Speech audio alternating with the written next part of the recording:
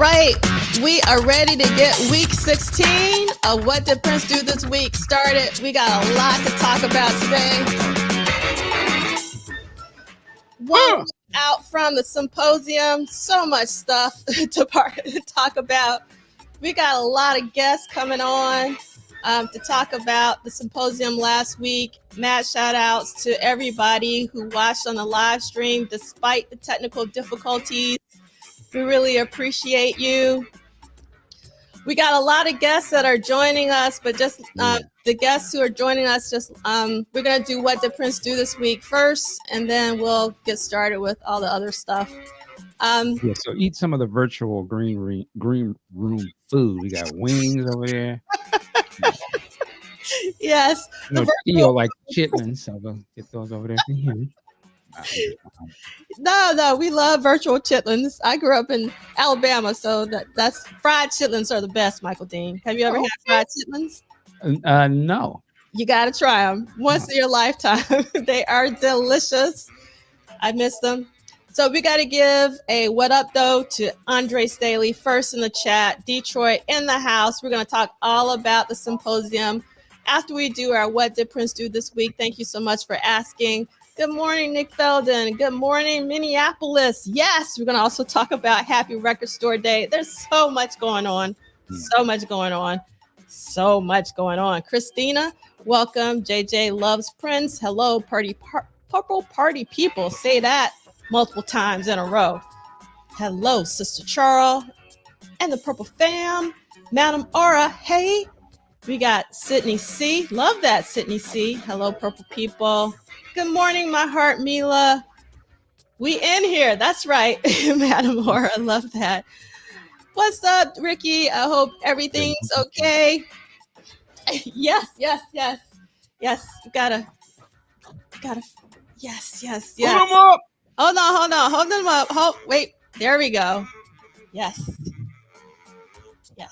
This is for the folks that came out. The What Did Prince Do This? Yes, preach it.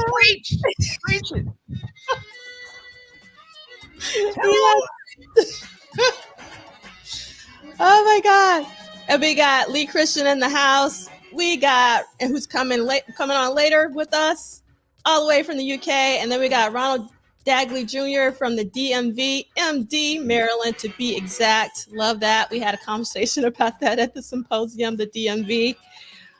Thank you so much. Yeah, do you remember that?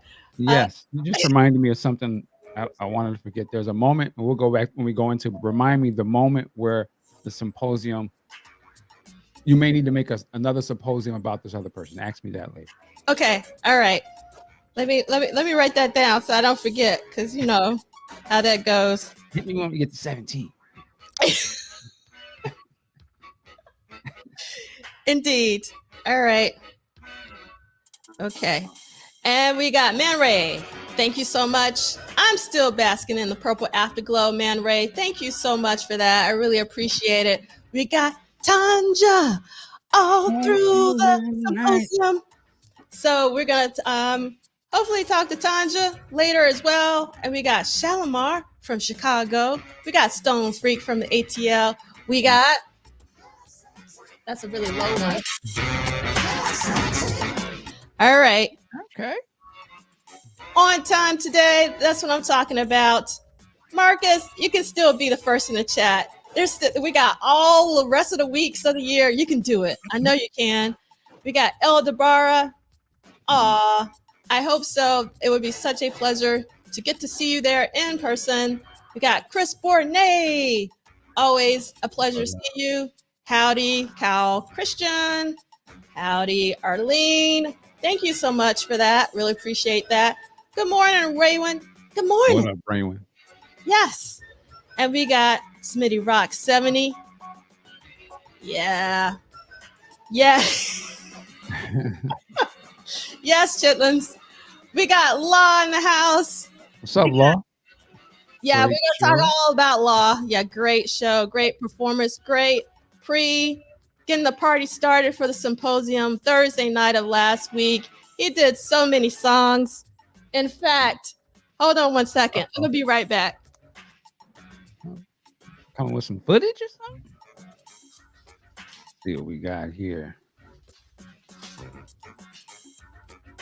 I have never done this in my life, but I stole the set list. Hilarious. Right? Yes. This is the set list from Law's show. My name is Prince. New position, controversy, mutant, mutiny. Girls and boys, you got the look. Dreamer, going into Bambi, going in I'm yours. Damn you. Space, when you're a mine, little red Corvette, sexy MF.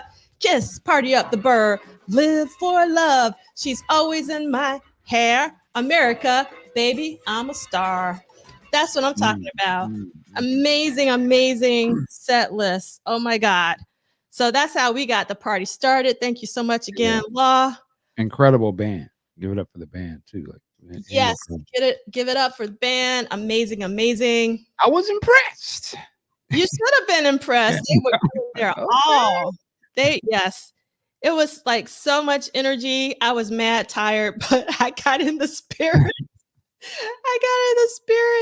Because Law brought it. Oh my God. Oh, remind me, did you see the little baby that was in there? Yes.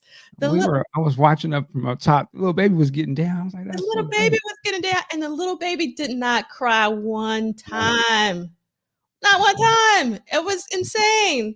I was like, yes, the baby is growing up in music. That's the way to do it. And we got Michelle. Baby lawmatized. Yes, I'm also still high off of last week. Law, you really brought it. And yes, the chitlins. I'm sorry, I'm from Alabama. We won't go into that. Morning, purple people. ISO. We got Lisa Williams in the house. Thank you so much. Really appreciate it. Yes. Thank you, Kim, for coming to the symposium. We had our timekeeper for What Did Prince Do This Week live in the room with us. That was so amazing. We have Vanessa, who's coming on later today. Yes, Ronald, it's Record Store Day. I should have worn my Record Store shirt today. There's just so much stuff to celebrate. It's kind of mad crazy how much is going on right now. We got Lisa. We got TP. Record Store Day. Is there any Prince thing today? No. No Prince things. But if you're a Doors fan, there's always Doors stuff. So there's a new live Doors record that I would love to get. Welcome, Theo. Yeah, Celie took us to church at the symposium. Yes, we are cutting. This is the back of the fan. We cutting, work it like a job. And if you come to Celebration, I have a few of these left. So if you want one and you're coming to Celebration, let me know and I will bring you one. So just let me know in the chat and I'll make sure. I think I got like 10 left or something. I pulled them aside to bring them to people who couldn't make it. But if you're going to. I saw some on eBay for $700. Sorry. That would be some shit. Yeah. Yes. So I love it. I didn't see this, but I'm sure you saw it. Yep. So what did Prince do this week? Our hashtag We Cutting and Work It Like a Job. You should know what We Cutting is all about. We had a whole thing. Yes, Baptist Church fan. Yeah. Everyone get their 94 East. Okay, so much. Okay, that's hilarious, Kyle. Thank you for that. Okay. KMS 1984. And then we got to say no to the DMV. This is an inside joke. Just you have to be at the symposium to understand. Yes, I wish you were there, Arlene. Micah, did you want to say something? No. Okay. I remember something. I was like, it's not really appropriate. So yes. All right. So morning, JD. Thank you so much for tuning in. And thank you so much, Steve, for all the sparkles. I love that. Thank you. I am also grateful. And this is amazing that you went to, I'm assuming, Paisley Park, Algenia. I'm not sure. And then welcome, Olga from Minneapolis, because a lot of people are in Minneapolis this weekend. I wish I was there with you, Olga. I really do. And all right. Oh no, I thought you were going to be pro chitlins, Michelle. I was getting all excited, and then you said can't do it. Okay. All right. You don't need to do it no more. Yes. All right. So, oh yes, it does, Arlene. I love that. The set list does look like a poem. Thank you so much. Welcome, Hannah T. I'm glad that you were able to watch a couple. And then Mila said I wanted to pick up 94 East, but my local record store doesn't have it. So sad. Oh, was that I think coming out that's today or yeah, I something? think the 94 East is part of Record Store Day. Okay. Shout out to Pepe Willie. Yeah, and see, yes, that set list is on fire. I'm so behind, and I'm not going to get to say hello to everyone, but I do want to say hello to Chip and Sparrow from Japan. Thank you so much for watching the symposium when you could. And yeah, all right. So let's get this party started because we have so much to cover and we have a lot of guests. We have guests that are already ready to rock. So we don't want to keep them, but we actually have quite a bit to talk about in terms of what did Prince do this week. So for those of you who may be new because of the symposium, what did Prince do this week? We meet here every Saturday at noon. It's a very slow read of Duane Tudahl's Prince Studio Sessions book series, and we also have a Saturday salon echoing the spirit of the Harlem Renaissance. And the Saturday salon just means that we talk about music and arts and culture and all that jazz. We're going week to week, not date to date in the book. Just meditate on that for a little bit and you'll probably figure it out. And then follow the detailed schedule at this QR code or bit.ly link. And you do not need the expanded edition, but that's what we be reading, expanded edition with the blue. So that's what the schedule is based on. And then these will be archived at Polish Style as well as at MDean. Please subscribe, like, and help spread the word. It's really important, not for me, but for Prince and also for Duane's book. Oh, we got it. Hold on. No. Yeah, look at that. Oop. Yes, that's what I'm talking about. Thanks, Michael. That's so cool. All right, we got those church fans now. So for those of you in the symposium, at the symposium who got your fans, we can be doing this now while we're reading our book and all that, especially because it's about to get hot because it's summertime is Oh, okay. on us. What are we reading today? I'm talking about the weather, Michael T. And our hashtag WDPDTW. All right. And the state of Prince Rogers Nelson is not affiliated, associated, or connected with the What Did Prince Do This Week Book Club series. This is an independent endeavor. Yes, I love this. JJ loves Prince, a double hold 'em up. All right. Double holding up. Yes. All right. So what we were playing was Eric Leeds, the title track off of the album Time Squared. And let's talk about who this track was composed by, none other than Eric Leeds and somebody named Prince. Let's just like meditate on that for a second. And Prince. I've heard of him. Yeah. Yes. Eric Leeds is playing tenor and baritone saxophones and flute, and Prince is synthesizers, piano, bass, drum, and percussion programming mixed by James Farber. So, you know, quickly, I would just say I have been listening to music a little different after something that we were able to watch at the symposium. And it was very interesting. Now I'm going and listening to things that I probably didn't listen to before, but I'm like, oh, kind of piecing it together. And even so, listening to Prince's musicianship, the thing that we watched really tied in. I could just, it helped me even have a better appreciation. So I just wanted to say that. Oh, that's so amazing. I'm going to share this with someone and they are going to be so excited to hear that because that's really what that was about.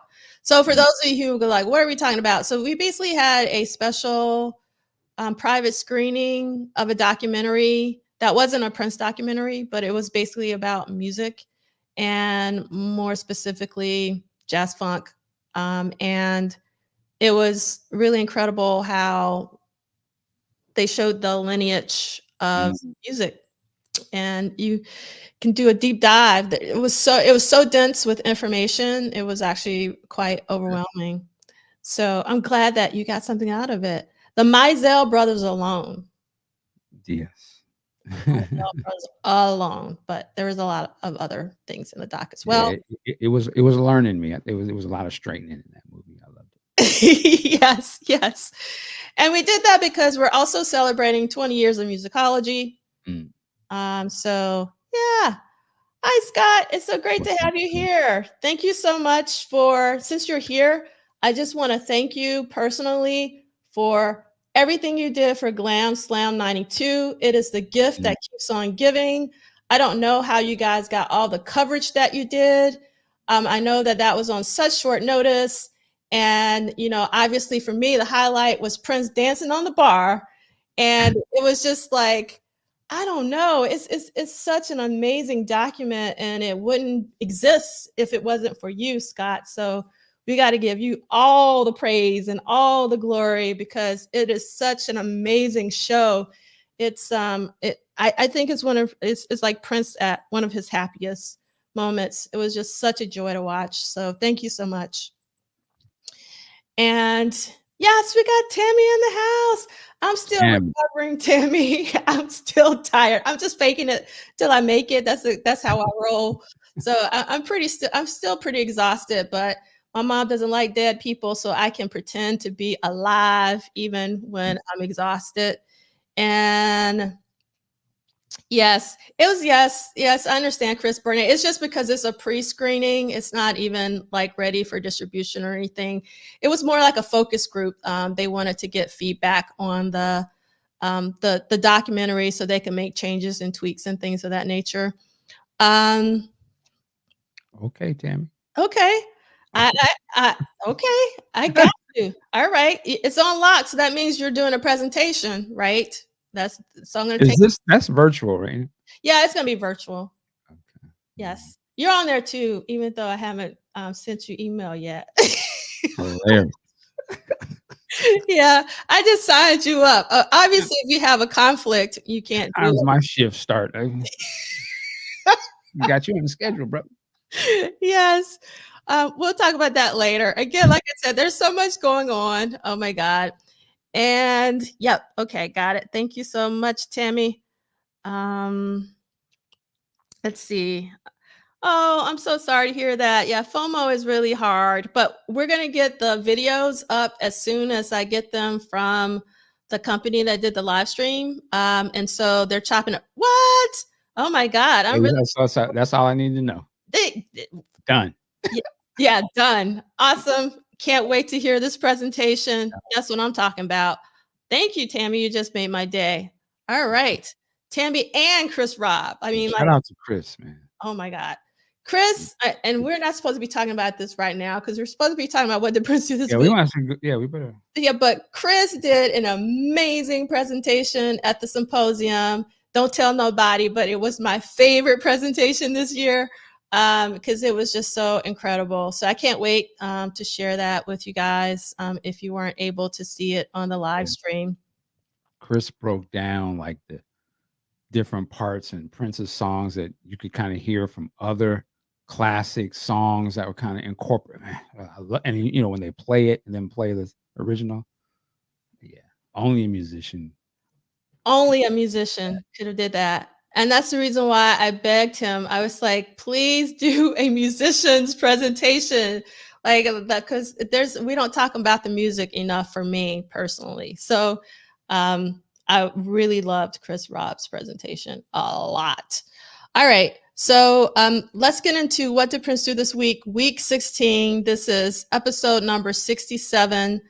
Again, what we know, thanks Anil. And this may or may not be wrong because I did this so fast this week because it's a long story. So I'll double check me if I'm wrong. But there should be, it is wrong because it actually should be, hold on one second. I'm going to do this. It is actually one song. I know that for a fact. So let me change that right now with the quickness. I knew something was going to be wrong. No problem. And while she does that, ladies and gentlemen, we always remind you that if you haven't already, like and subscribe to this show and share it with your friends and other Prince fans out there because they too should be here every Saturday morning to enjoy what did Prince do this week. D'Angelo, are you ready to get back into it? Yes, I am. Thank you for that interlude. I loved it, and I loved your Oh, interlude voice. All right. So we need to get into the quiet storm portion. Okay, I'm just kidding. So week 16, we had one new song and we had 2 studio visits total. And then the new song was Blue Limousine mm, on Apollonia 6. There was basic tracking and vocals done on Sunday. Then on Tuesday, there was an Apollonia 6 album compilation. And then on Thursday, there were 6 songs on a cassette. All right. And I got to put this up just so Chris Rob opened my ears. It was great. And yes, the radio voice. And I'm glad to hear someone's looking forward to the video replay. Thank you, Olga. And yes, Cassandra, you definitely need to see Chris Rob's presentation. All right. So this is just a little snippet from the Star Tribune that I found. Actually, Yost found. So I saw that he had found it, and it's April 15th, 1984.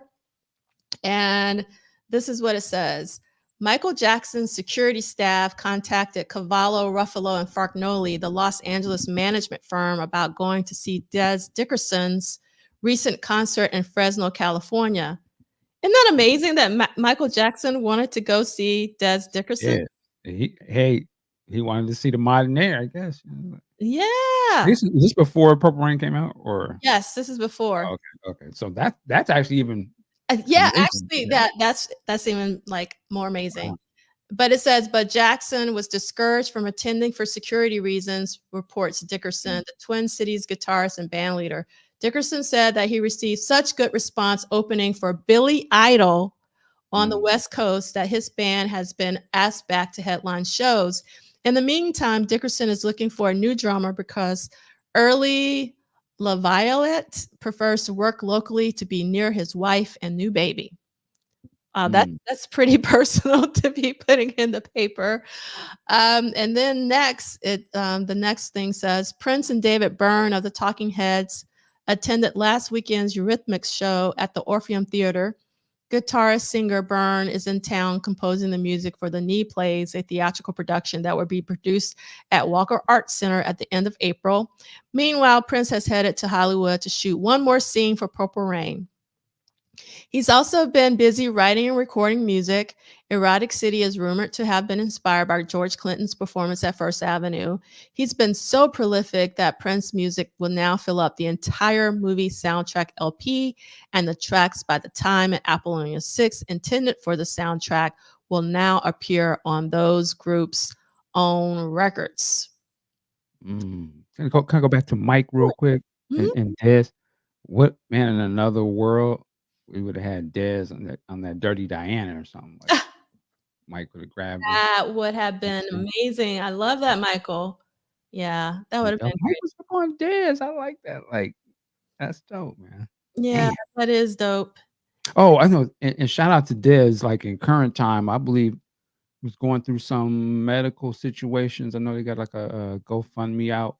But yeah, salute to Dez. If you up on that, send him some love, man. I didn't know Yeah, that, so thanks for yeah, schooling me. yeah. So, He's yeah, a pastor. I didn't know he was a pastor, but yeah, they refer to him as Pastor Dez and okay, him and his church. Trying to get some. alright.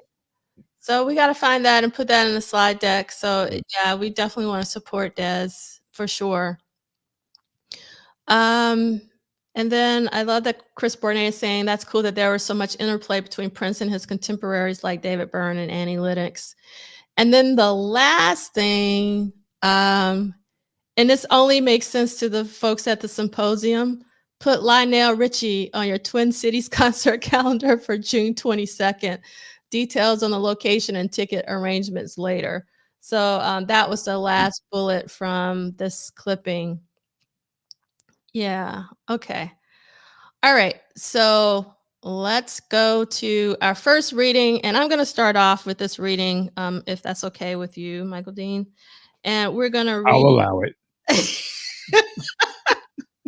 We're going to read about Blue Limousine. We're all going to turn to pages 311. And so everybody, hopefully you got your page there. Let me do a little fan right quick. Okay. Oh, okay. Yes. You kind of got to rock when you. Yeah. Mm-hmm. The pastor ain't talking about me. Blue Limousine, basic tracking and vocals, Sunset Sound Studio 3, noon to 5:45 a.m. Damn, that's working like a job session right there. That's it. Producer Prince, artist Apollonia 6, engineer Prince, assistant engineer Peggy Mac McCreary. This is a quote from David Z. I think he was very comfortable at Sunset Sound, especially Studio 3, which is kind of its own little fort. It's just got such a vibe. There's a wall behind the engineers. If that wall shook, you knew you had the right bottom. You could feel it shake. That's how we used to tell if the bass was doing what's right. Sympathetic vibration. Wow. Love this quote. That's an amazing quote. Got the house to shake. I would love to hear his music like that. Like, I mean, in the creation process as well. Like, it's just boom, hitting hard. Can't imagine. I can't imagine. And I got to put this up here. Outrageous. Yes. Man. Lionel Richie, like, I don't.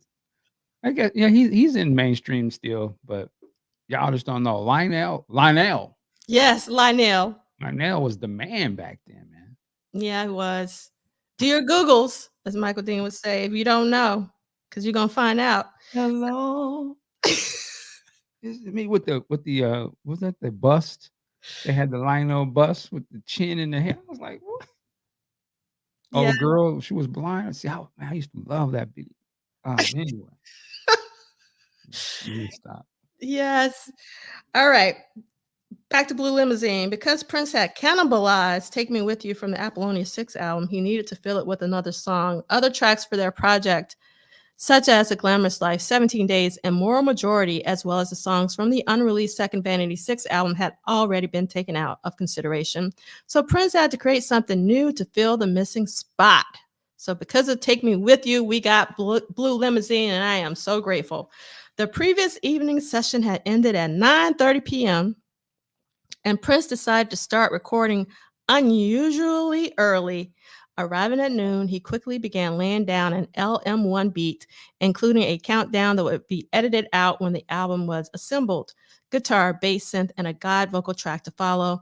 Once again, Prince borrowed from Joni Mitchell, but this time it was a scenario from Car on the Hill from her 1974 album Court and Spark, a song about a woman waiting for her lover to show up for a date. Prince's lyrics were another chance for him to use a car as a metaphor for sex, and he probably hoped to repeat the success he had with that formula on Little Red Corvette. Although the vocals were recorded by Brenda Bennett and it sounds as if it was tailor-made for her voice, she may not have been his first choice. As the session progressed, Prince contacted Apollonia about dropping by the studio to record the lead, but she was not available, so the song went exclusively to Bennett.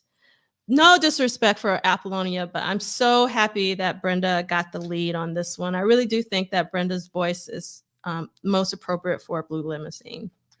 Yeah, it's funny. I never thought about like, and who had hindsight to see this back then, but I can just imagine a Prince calling you to the studio. Like, he's making some ill stuff. And you'd be like, I'm unavailable. Like, what are you doing? Like, see, I'm acting like people don't have lives, but it's just crazy. Like, I would be like, I'm there. Like, I don't care what I was doing. Like, what?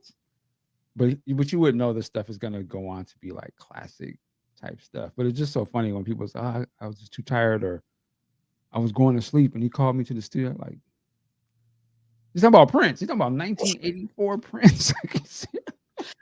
I mean, like who would know? Like, yeah, but then also around this time, still, he was still dealing with people either who were his high school friends or people he had been, like performed with for a very long time, or I'm sure became close. And it's like, it's almost like when your friends or even like your significant other wants to do something, and sometimes you go, yeah, you're so comfortable with them, and like we can do it another day, or you know what I mean? It's just like no, that's probably what it is. But it's funny to look back now and be like, man, sometimes when you don't want to do something. But again, I don't know their situations, but yeah, imagine if they did go,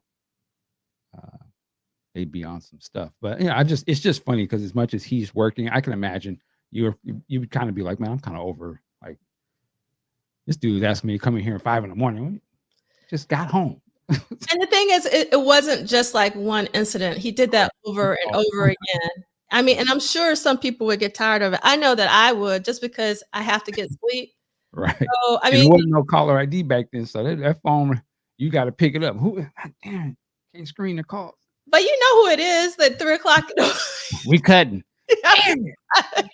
It's about to get with Shorty. I gotta go. Lord. Exactly. So yeah. And I just want to make sure to give a shout out to Theo. This warms my heart that Theo bought a copy of the Apollonia 6 album after the presentations and roundtable at the Symposium. That's what's up, because again, out of the 4 albums, yes, I'm saying it, Apollonia 6 is the one that I listen to the most, because it's true now to this day. So that's the one for me, is the Apollonia 6 record. And let's see.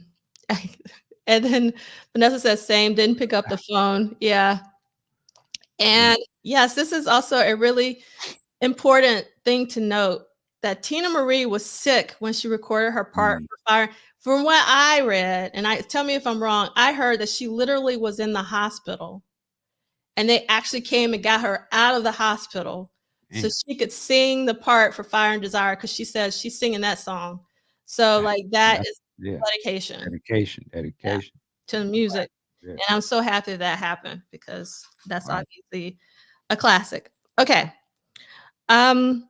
Although let's see, Apollonia wasn't the only person who dealt with situations like this. Jill Jones explains that it happened to her as well. He would get so hurt over when you finally said, no, I'm not doing X, Y, and Z.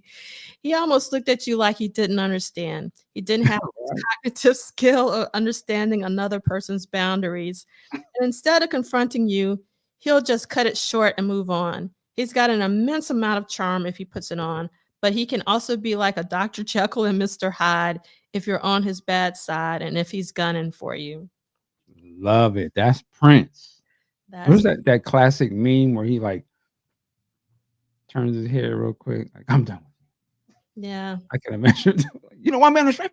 What? Jill. Yeah. All right. So Bennett was called. Oh, real quick. I'm sorry. No problem. The other thing I was gonna say too, I guess like I could see Morris and like, yo, Morris, you need to come to the studio. Ah, man. Oh, come on, Brent. Yeah, man. It's gonna be hot. Oh, hot. Play it for me first. Play it over the phone, because if this is a dance to the beat, I ain't gonna be able to make it. Give me something hot, and then I'll come play it first. Okay. You know what? I'm curious. I wonder if Prince did that to Morris. Like, I know he did it to Eric, because one of my favorite stories, when Eric had just left like Paisley Park, went home, was in the bed, literally got in the bed, and then he called him right back out. Right. I just have a strange feeling that Prince wouldn't do that to Morris, because I think he would know that Morris wasn't going to be having that. And then again, I could see him doing it. Morris get there. Oh, you got something hot. Okay, yeah, you got something hot for you. Ready?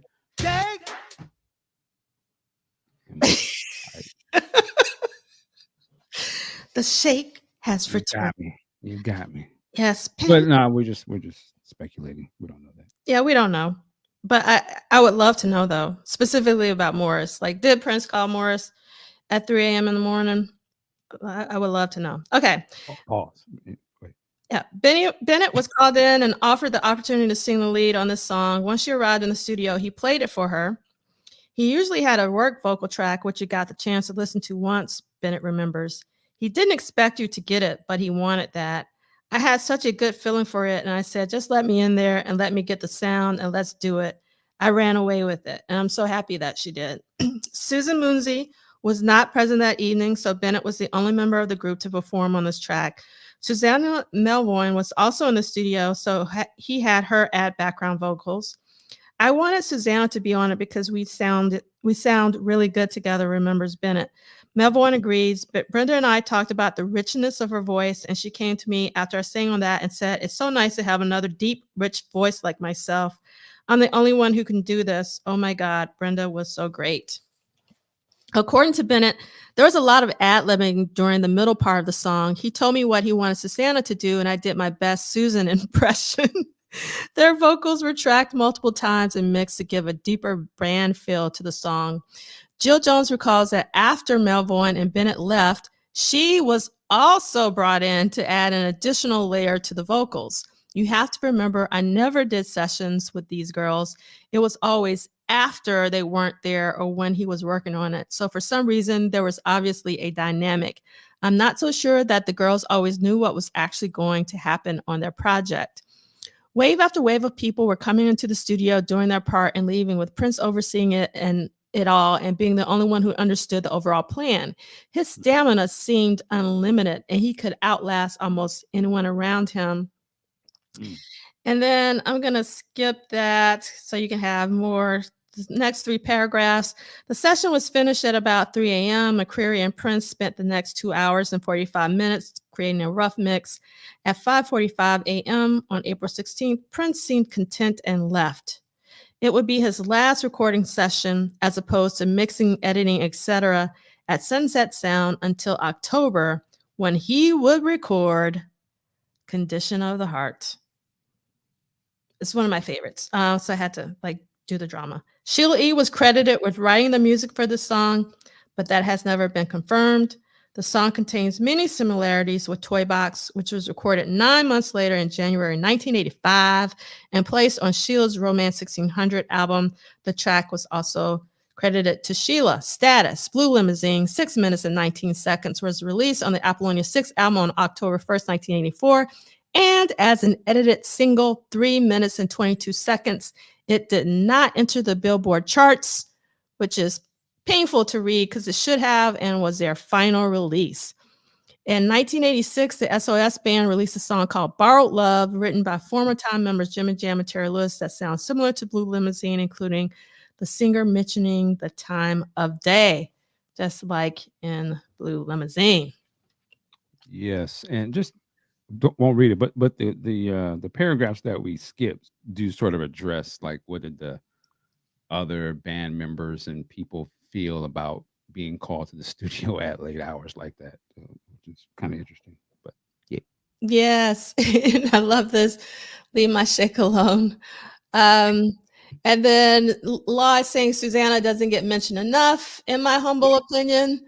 And so I love Susanna's voice. I think it's obviously amazing on The Family, which is one of the albums that we're going to discuss for next year's symposium, which I've decided we're going to call Pop Life 40, because not many people are on with, I wanted to call it possibly Tambourine 40, but they were like, no, let's do Pop Life 40. So I think we'll go with Pop Life 40. Unless someone can twist my arm and get me to go back to Tambourine, because that's one of my favorite songs off of Around the World in a Day. And again, Brenda doesn't get enough credit. Apollonia 6 album doesn't get enough credit. Blue Limousine is an amazing song. I put it in our accompanying playlist, which is on my YouTube channel. If you scroll all the way down to the bottom, you'll have accompanying playlist to all of our What Did Prince Do This Week episodes, and Blue Limousine is at the top of the list. And in fact, it is in the little mini movie, the Apollonia 6 mini movie. And one of the parts of the mini movie that I love is when Brenda is walking over the time. It's like 7 minutes and 6 seconds or something like that on the floor. So I don't know. I just love that detail that they had in the mini movie. And if I could, wave my magic wand, I really wish we had a 4K version of the Apollonia 6 mini movie. I know that will never happen, but I'm putting it out in the universe. Never know. Yeah, you never know. I'm putting it out in the universe, because that would be amazing for a Vanity 6, Apollonia 6, Super Deluxe with Princess versions and the mini movie and all the videos and 4K. I'm just putting that out there to the universe. Yes. Okay. So I don't know if we ever said, but I love, like, you ride hard for Apollonia 6 or Vanity Six. And to me, it's one of the ones I never really listened to.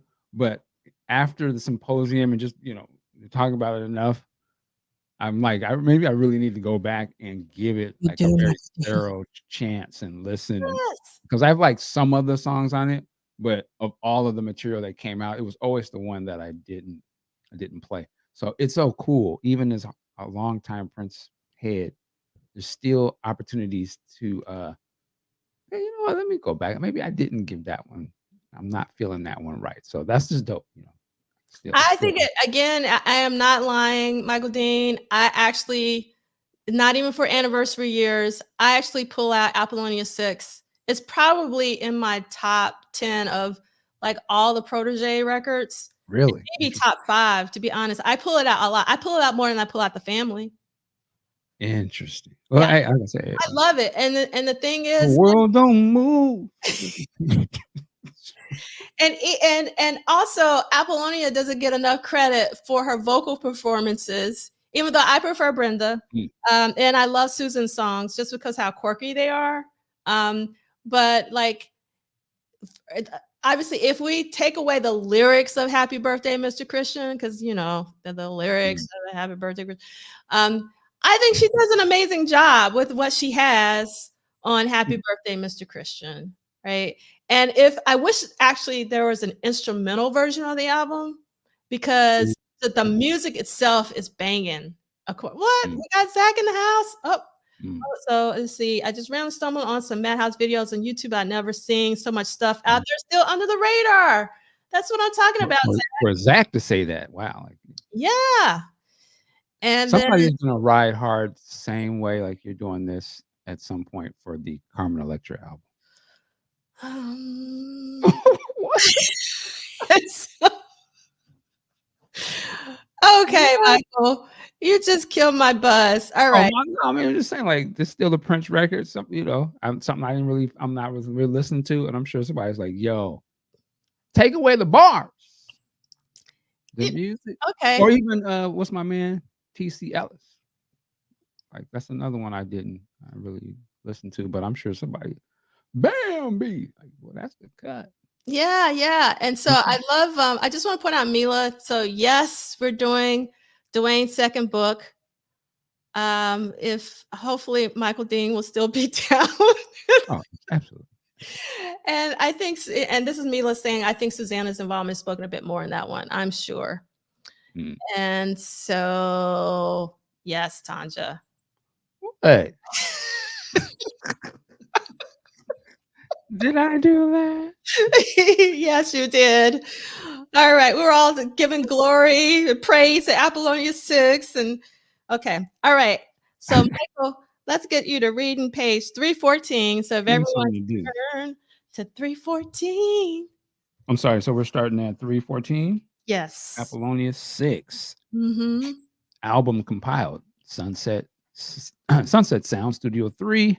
Unknown start time. Producers Prince. Apollonia is the artist. Or Apollonia 6. Engineer is Prince. Assistant engineer. That's it. Has it always been that way where Prince was the main engineer and Peggy was the assistant? Sometimes, not all the times. Got it. And this is assumed. All right, quote from Brenda Bennett. At risk of sounding contradictory, I would have to say that on one hand, he was the toughest, but on the other hand, he was the best. Musically, I have never worked with anyone like him, and I don't believe I ever will again. I am grateful, proud, and blessed to have had the opportunity to work with him. Wow. Wow. I'm curious when she said this. I'll Uh, look that up while you're reading. all right. The Apollonia 6 album was assembled with Blue Limousine replacing Take Me With You. The compilation was sent off to make a reference LP. The track listing was, all right, side 1, Sex Shooter, 6 minutes 46 seconds. Blue Limousine, 623. Manic Monday, 253. Side 2, flip over the record.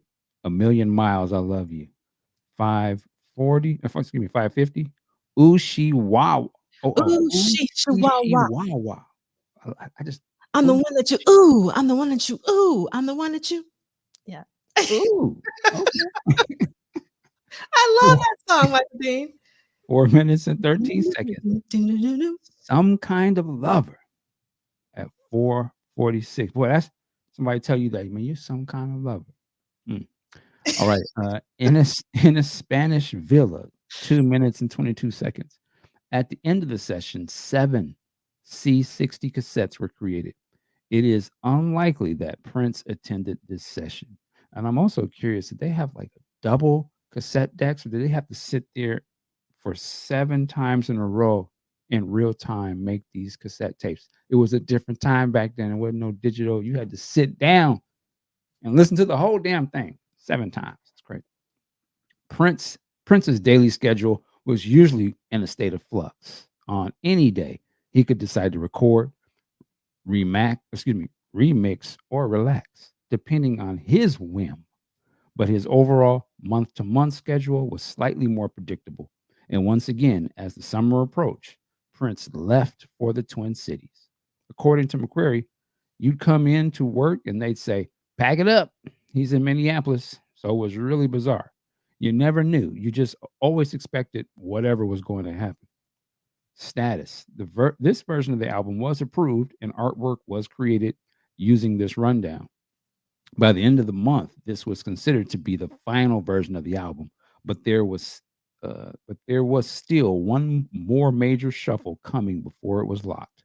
Side 2 would remain the same, but side 1 would undergo additional changes in order and content. This work order could not be located, but the date was referenced on other documents. Exact times for the session could not be verified. All right. So it had one more configuration because right now Manic Monday is still the 3rd song on the record. And as we know, Manic Monday went to the Bengals. So that is so April 17th, 1984. Manic Monday was still on there. And actually, I have an image that I've showed previously where you can actually see where it was printed. One of the test printings of the Apollonia 6 cover has Manic Monday on there. And let me see if I can actually find it really quick. I don't know if I can. I know we've talked about it, but Apollonia sings that. Is that right? Manic Yes. Monday? Yes. Man, I know that's got to be. But also, but like Brenda's on it. Brenda's on it because Brenda is actually still on. At least I still hear her. And I still hear her on the Bengals version. That's me. Oh, okay. I was gonna say that's just got to be something where it's like it's a song you worked on, you thought it was yours, and it comes out into somebody else, and it becomes a big hit. Like that was me. That was gonna be our dang. I can imagine that's got to be wow. Yeah. And I love some of these comments. So Susan got hot tracks on both albums. I mean, obviously Driving Wild, as well as Makeup, which is my favorite V6 song of all time. And I loved Prince's version on Originals. And then Lee Christian is saying Manic Monday has quite a throwaway slot there. If you look at it like a Time album, for example, what has that slot on them? That's interesting. And then because it's the 3rd song, which, before you flipped over the album. And then Tammy's talking about Spanish Villa was the first time Prince recorded in another language. He would then later do Te Amo Corazon and Maite with her Spanish collaborations. Love that. Thank you so much. And I love Chris Bournet says, "I hear you." What did Blade Brown say? Blade Brown, where are you? Oh wait, what language is Prince singing on "Do You Lie"? Well, I guess it would be after. It wouldn't be the first. Yeah. French or something? Yeah, French, but I don't think he's singing it. It's just the background vocals and stuff, right? Yeah, might be. Yep. And then so Chris Bournet is saying, "I hear you, no pun intended. Even Madonna has said, I know I'm not the best dancer, the best singer. I'm a performer." Yeah, I mean, and Vanity said the same thing. I remember when she was interviewed by Donnie Simpson on BT, she flat out said that she knew that she wasn't, a singer like Aretha Franklin or anything, but she worked what she had. yeah, we won't go down that. And then Zach saying to Lee Christian, yeah, I wonder if Prince thought of Manic Monday as a hit before he gave it to the Bengals. I kind of get the sense he just thought of it as a 1999 knockoff. So Zach is basically saying that he didn't think that Prince thought that it would be a hit for the Bengals, which is interesting. I don't know. But it could be because, sometimes Prince would take his songs back that he thought would be a hit, like with Kiss and stuff. So Zach I think he might have thought there's some potential to that song because, again, why not just leave it to Apollonia 6 then? Wow. I think it was going to be something. Okay, that's a very good counter argument, Michael Dean. Come on, Zach. No. Yes, debate. Yes, that's what we love. All right. Okay. I don't know if I want to put this up here, but I understand what you mean, Blade Brown. I understand. Yeah. And Tammy's saying that's French. You understand. And speaking of Under the Cherry Moon, I went to go see that Friday night. When did I go see it? At the Alamo in Brooklyn. It was sometime this past week, and I didn't even know about it. And so I got to give a special shout out to LaRonda of Black Rock Coalition for saying, hey, do you know about this Under the Cherry Moon that's showing? I was like, no, I don't know. So like sometimes I don't know. So please let me know when Prince stuff is going on, because sometimes it's so much going on that I miss things. So I got to see Under the Cherry Moon this week, 35 millimeter print with a lot of other folks, and it was amazing. Nice. Yes. Let's see what Alex is talking about. Sheila had a recording studio in Sherman Oaks, which Prince visited frequently. There's still a massive painting on the wall of Pete Escovedo in the studio. The studio is still there. Yep. Thank you so much for sharing that. And let's see. No one told me. Oh, actually, it was funky. The first day I looked at tickets, it said it was sold out. The next day that I looked at the tickets, there were only 2 left. And then when I was literally sitting in the theater, I checked it again and there were seats available. So I don't know what was going on with the Alamo's system, but I will let you know next time, even if it lies and says that it's sold out. And let's see, Vanessa's saying, I think the structure of Filament Monday fit perfectly for the Bengals. The all-girl band was great sell to the masses. Okay. TP did. Oh, let's see. There's an interview that Apollonia did where she said that she introduced Prince to the Bengals and Susanna Hoff, their music video. When he saw Susanna, he wanted to do a song for her, meaning Susanna Hoff. Mm-hmm. Right? And then I believe it. Yeah. Oh, I had this That's what Prince said in his mind when he saw her. So Love Sexy 71 is saying, just for the record, I love 2 tracks off that Carmen Electra album, Just a Little Lovin' and All That in 1993. And those are the only tracks I listen to. So we got some Carmen Electra album. It's coming. I give it a couple years. We're going to be riding for that album. Prince was early with female rap. You guys don't know. Yes. Okay. And Tammy is hosting their second Under the Cherry Moon excursion trip in July. I really wish that I could go with you. Tammy, I got to go one year, but Celebration has taken all my money this year. So that's where my discretionary funds are going. And that sounds like a nice trip. I'll meet you at the grotto. I'm just going to do the grotto part. Okay, Tammy? Yes. Thanks for understanding, but I got to make it with you guys. The pictures last year, you guys look like you were having so much fun. And I was like, man, I wish I would have made different choices when I was younger. So I would be making money so that I could actually afford to go wherever I wanted to go.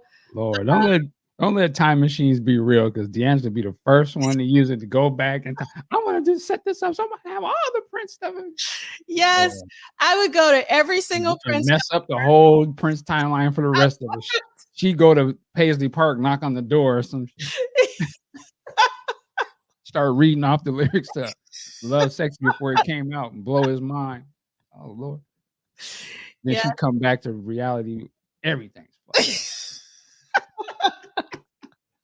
I would so do it. I would so do it. Okay, we're gonna take a little break, and I know I shouldn't say this, but I gotta say it. So there's this this high school movie I saw. It was literally when I was in high school. When you came back from home, they had movies on back then for high school students. And one of these movies, I wish I could remember the name of it, was this guy or girl. I think it was the guy. Yeah, the guy, when he put his feet in his grandfather's shoes, he time traveled back to when his grandfather was a teenager, and he had to date his own grandmother, and he didn't want to do it because That sounds vaguely familiar. it was like some high school movie, like literally like an afternoon movie for high school folks. But it was brilliant. And I think about that often. Like, what if you could go back in like in my case, like my grandmother's shoes or Billie Holiday's shoes to see what she had to go through. It's just, I would love to be able to do that. That would be interesting. Yeah. I've thought of those types of things. Like, what if I could go back and Pop, don't go. Stay in the hotel room. Yeah, stay in the hotel. Yeah. But anyway, we're going down. Yeah, Man, we got some superstars just popping up. Yeah, we got popping up, and technically we're supposed to be done in 4 minutes. Okay, so let's get to reading page 315, Thursday, April 19th, 1984. And we got Pop Life, God, Love Theme from Purple Rain, Another Lonely Christmas, Paisley Park, Instrumental, Not the Paisley Park you know, and Around the Rolling Day, Traffic Jam, Sex Shooter, Sunset Sound, Studio 3, 9 p.m. to 10:45 p.m., booked 9 p.m. open, producer Prince, artist Prince, engineer Prince, assistant engineer Terry Christian. And the quote is from Terry Christian: I think anybody who is as different as he is, and I don't mean just musically different, I mean someone who tries as hard to be different just for the sake of being different as he does, you know the guy's looking for a certain amount of validation from other people. I don't know. And the volume of his work could show an unending desire or need for affirmation for people. Again, it could simply be because he is just so prolific, it's hard to know. I mean, it goes without saying, I think it's both those things. I think the guy's extremely prolific, and then people can look at that as a constant need to be validated. And I think both are probably true. I don't want to psychoanalyze Prince, so I'm not going to respond to that. And something to think about. Yeah. This short session consisted only of transferring 6 songs to cassettes with engineer Terry Christian. This collection was similar to the compilation from March 19th, except Sex Shooter was added to the mix. Although the likely purpose for this was to audition B-sides, the inclusion of the Apollonia 6 song makes it more likely that it was just a tape for listening and possibly for use in the film, which was still in post-production at this point. It is unlikely that Prince considered this tape for any protege project or for any future personal album. Prince probably wasn't in attendance at this session, so any edits or changes were likely done with instructions from Prince over the phone. So again, Pop Life, God, Love Theme from Purple Rain, Another Lonely Christmas, Paisley Park, Instrumental, Traffic Jam, and Sex Shooter. Prince over the phone directing that. Yes, it is. That trick was for the ones that used to time and alcohol. That track. What are you doing? Yes, can you imagine? Research. All right, so we're at the end of What Did Prince Do This Week. We had 1 new song this week, so we have 28 songs so far in 1984, and we had 64 studio visits, only 1 studio visit, so I have to change that from before, but I know this number is correct because I changed it while Michael Dean was talking. And the new song that we have for this week is Blue Limousine on Apollonia 6. And before we bring up our guests, I want to take a very short music break. I want to just say rest in power and music to the late, great, amazing Rico Wade of Organized Noise / Dudgeon Family. And if you don't know who Rico Wade is, you definitely need to do your Googles. And I hope that you'll put on an album of Outkast or Goody Mob. Organized Noise also produced like Waterfalls by TLC. They Society is Soul. Yeah, a lot. And actually in our accompanying playlist, I'm so happy that Questlove Supreme actually did 2 episodes with the Dungeon Family a year ago. I think it was a year ago or maybe a year and a half ago. So if you want to get an entire overview of what Rico did, that is something you want to watch because it's actually video, which is really amazing. So wasn't there a documentary about them? Yes, it was also, I think there was a documentary as well. So definitely do your Googles and find out more about Rico Wade. He and his fellow musicians, Sleepy Brown being one of them, really changed the course of music. Obviously, everyone should know who Outkast and Goody Mob are, but if you don't, you definitely need to do your Googles. And yeah, so we lost him so we just want to give thanks to all the music that we still have. Also, I didn't realize until Michael Gonzalez told me that we're also celebrating 100 years of Henry Mancini. We also celebrated 100 years of Sarah Vaughan earlier this year. And I have links to two of my favorite records. One is Sarah Vaughan Sings the Mancini Songbook, and the other one is Symphonic Soul. There's also like a Henry Mancini box set. There are multiple, but there's one I have in particular. So if you click on these songs, it'll go to my favorite song. One sung with one with Sarah Vaughan vocals and one without Sarah Vaughan vocals, recorded in the 70s. So it has like a, like the 70s vibe to it. And those are also included in the accompanying playlists on YouTube. You can scroll all the way down on my YouTube page to get to this week's accompanying playlist. You can see them there. Then there's something called Record Store Day, which is today. Yay! So if you want to support your local record store, if you haven't done so today, I definitely want to get that Doors set because I'm a huge. The thing about the Doors, I will say that the Doors treat their fans very well. It's almost every single in pockets. There's always a Doors release. It's kind of insane. They just keep coming and coming and coming, and I hope that the Prince estate does the same with Prince. And then obviously, if you're in Minneapolis, because we got a lot of folks in Minneapolis, you want to support Electric Fetus. And then if you click on this link, it will take you to their announcement for Record Store Day. They got a lot of DJs and stuff coming out. And if you're in the ATL, right now, starting at noon, Moose Music has this whole DJ lineup. And so they're in Little 5 Points. That's where I would be if I'm in Atlanta. After I went to Criminal Records, which is also in Atlanta in Little 5 Points. And actually the record store that started Record Store Day. So we always got to give a shout out to Criminal Records. It's between Moose Music and Criminal Records are my two favorite record stores in the ATL. There's this really great book that Kim hipped us to last year about Atlanta record stores, because Fantasyland Records is where I bought a lot of Prince bootlegs back in the day. And Oral History by Chad Radford. And then in Jersey City, unfortunately, Jersey City's Iris Records finally closed down, like in terms of normal hours, but they have pop-up hours. So if you're in Jersey City, please support Iris Records because they still got a lot of records. Then I'm doing this really quickly because we got guests. Corey Henry is coming. If you don't have tickets and you live in New York, please go buy tickets. It's amazing. If you don't live in New York, he's going to other places. Again, click on this link. It'll take you places to buy tickets. This is the show I'm waiting for.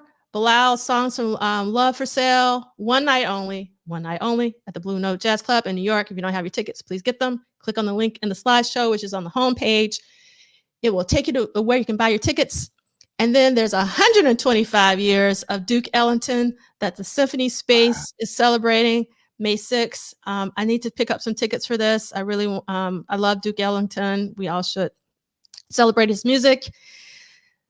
Nona Hendryx. If you don't know who Nona Hendryx is, definitely do your Googles. She was the third of LaBelle, and she is celebrating Betty Davis, also at Symphony Space. And there is going to be like a symposium style conversation about Betty Davis on May 9th. But then on May 16th, she is performing songs by Betty Davis. And unfortunately, I'm going to be out of the country. And I go like, oh my God, why of all the dates? Why? If you don't know Nona, definitely support Nona. If you're local, it's really, really important. Okay. And really quickly, tonight, or this evening, if you're in New York City, they're doing a purple tech check. Stephen Hill is going to be there DJing. If you know Stephen Hill from like BET, it's going to be Brooklyn Bridge Park, Pier 3 Plaza. They're planning some kind of purple Prince. They didn't say Purple Rain. They said some kind of Prince celebration later in the summer, and this is their tech check for it. So this is where I'm going to be. Today at 6:30 p.m. to 9:30 tonight, Brooklyn Bridge Park. And then the Symphony Space is also showing the Purple Rain film on April 26th. Then the Symphony Space is doing a wall-to-wall prints. The next slide will show you on May 4th. It's basically from 3 until 11 p.m. They're going to do spiritual prints from 3 to 5, 5 to 7, the women of Prince, featuring Kendra Foster. If you don't know who Kendra Foster is, do your Google. She sung on D'Angelo's Black Messiah. Yeah, 79 Prince Reimagined with Yazara. If you follow change, yeah, and then yes, and then 9 o'clock is Purple Rain and more. So it's going to be live streamed. So again, if you click on the link in the slide deck or do your Googles, you should be able to find it. And then you can also buy tickets if you want to, either for the whole day. It's expensive, so I'm just going to go see the Women of Prince because I want to support Kendra Foster.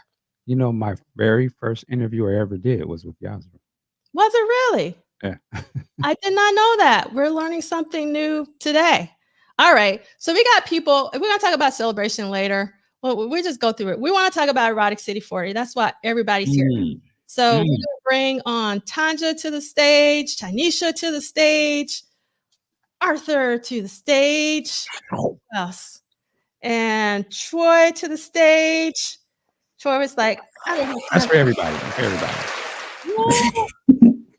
Look at all the little outfits. How amazing. You got a fan on here, dude. Yes. Ooh, yes, Wow. yes. A lot of superstars on the stage tonight. Yes. Oh, look at this. Wow. Yes.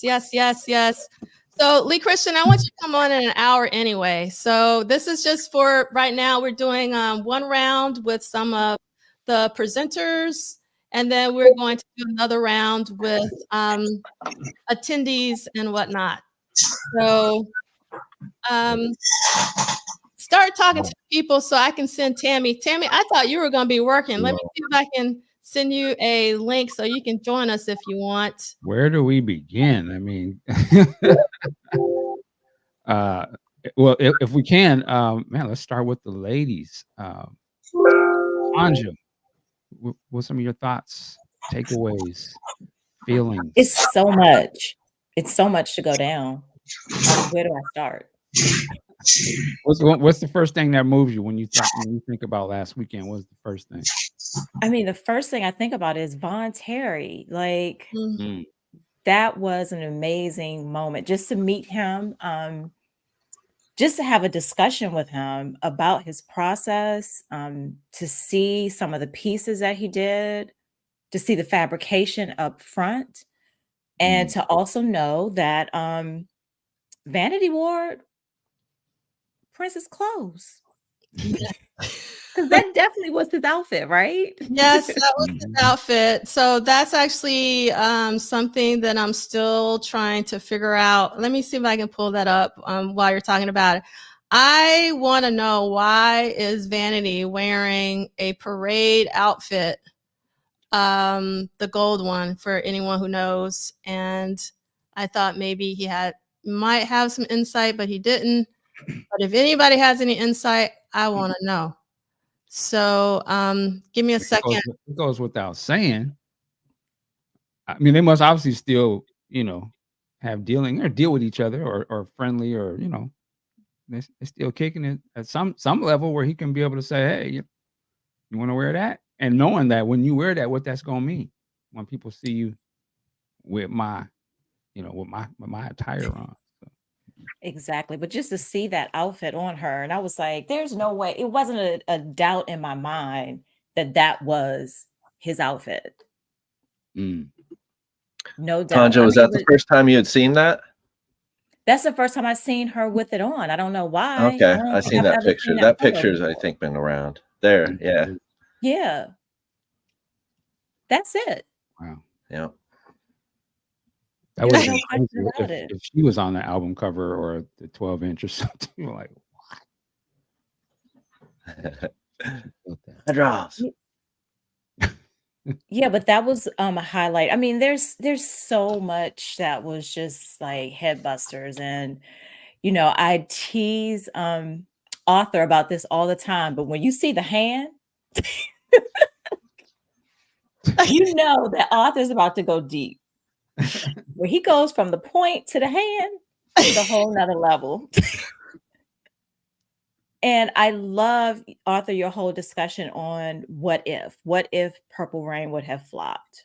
How would his music have been presented after that? I think that was a very deep, I'm still thinking about that because it would affect everything post 1999 on how we would have gotten it and what we would have actually gotten.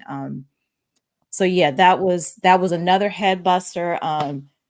Chris Rob, I mean, what can we say about Chris Rob? I don't want to talk about everything because if I do, I'm not going to leave anything for anybody else. The amazing C. Lee, he always takes us to church. And thank you for giving us you just giving us your insights, because I think it makes all of us think harder and deeper. You always have questions that that are just compelling and just really, really take it to a whole nother level on Prince and how he presented himself and his musicianship and everything that connects us to him. And I mean, there's so much, y'all. I don't want to take up everything else, but yeah, I don't want to take up any more time because I want to leave y'all with something to talk about too. All right, who wants to go next? We'll just go with Arthur, just because Arthur just got talked about a lot. So, what were your takeaways? The community overall, the community that is attracted to your events, specifically polished, solid events specifically. I think they're so enriching, and they give an environment for the topics, the celebrations, that the albums that you're focusing on, the period that you're focusing on, can be really, really deconstructed. And I don't think that now, I've never been to a Paisley Park celebration. What? So I haven't been. Wow. My wife wants to go, so I think we'll end up going next year. But I don't think at an event like that they would allow is such a strong word, but that you would have a discussion about Purple Rain without it being in the context of the Purple Machine. And the Purple Machine are three things: the film, the album, and the tour. Tour to the lesser degree, but nearly all of the photographs that we see from that period are from the tour. So the tour is very, very, very important from a visual standpoint. And I think that also having last weekend, and a lot of people have said to me, they've been asking, like, when are the presentations going to be, posted? I'm like, yeah, soon. But it allows us to talk about Purple Rain in pieces, because as I was talking about the film being such an amplifier for the music, really caused us to kind of look at it as one thing and allow for the film to contextualize the music. And we're to a point where Purple Rain is almost being devalued, the music almost being devalued because of the familiarity, because everyone is worried, and rightfully so, because everyone is worried about Prince is only going to be looked at in one way, but we're to the point where if any one of us, our real favorite album is Purple Rain, we might not actually say that right up front. Somebody might be like, well, it's Planet Earth, and kind of give a give kind of like a later view of it, because of that stigma. But as Tanja had brought up, what would happen if the film failed? And I feel that the album would have been all right. His trajectory would have been longer, because Purple Rain, as the follow-up to 1999, as the new Prince album, had so much excitement behind it, did more than $1 million in million copies in its first week. And we're talking about people taking the bus, walking, taking the train, getting their moms to drive them down to a record store and actually buy that product. That's a big, big deal, you know? So sometimes it helps to imagine a world before Purple Rain to really get into the meat and potatoes of what that album, what that music really meant and how it affected, you know, the path forward. So Mr. Terry, that was just, man, I was really messed up after that to see the sketches that they were doing to prepare for a sequel to the film.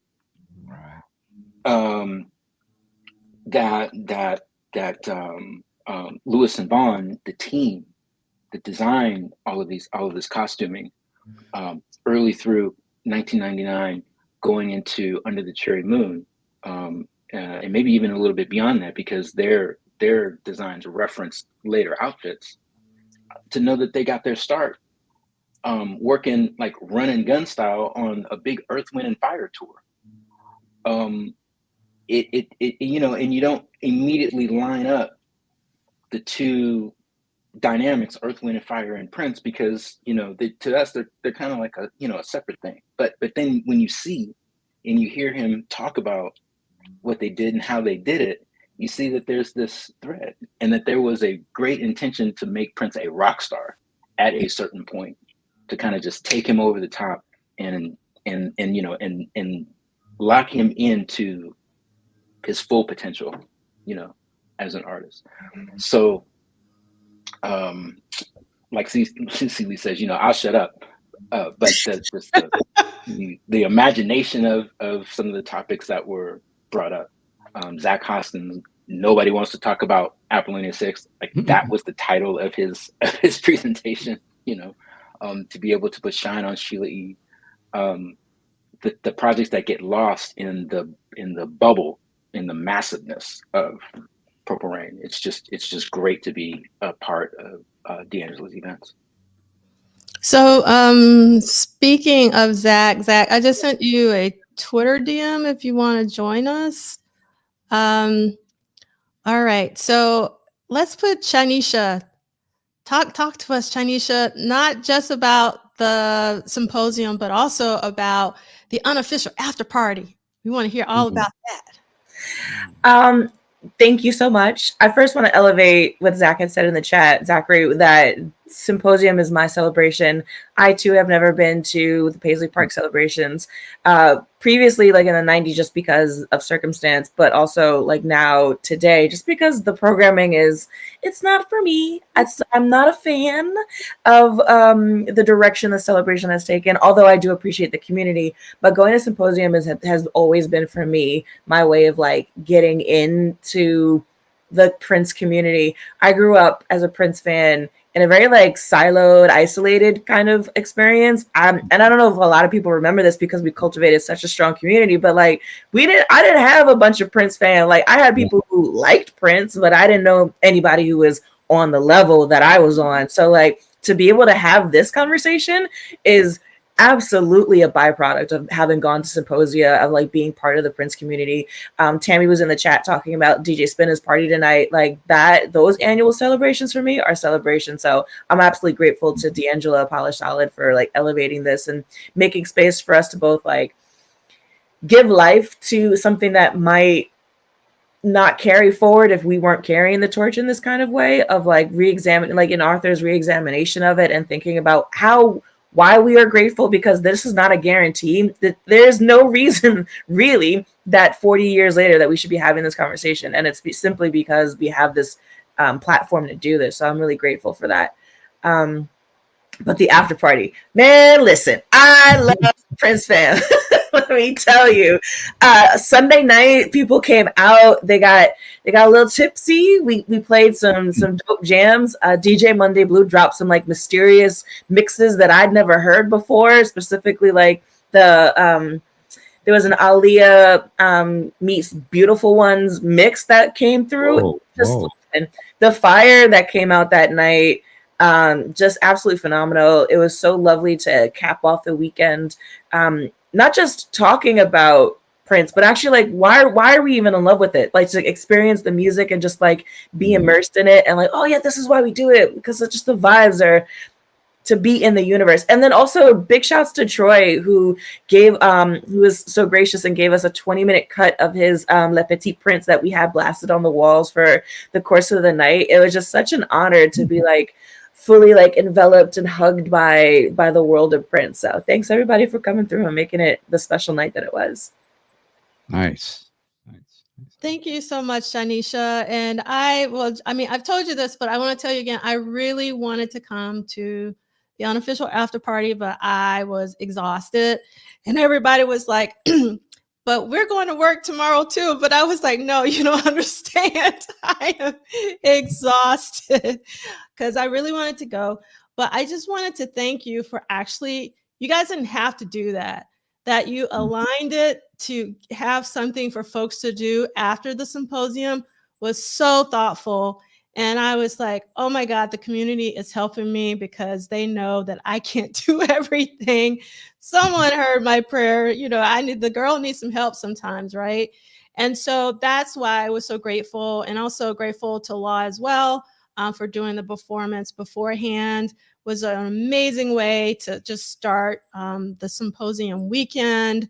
And then also Robin could not join us today because they're under the weather, but I just want to give a shout out to Robin for their first vocal performance and their burlesque show.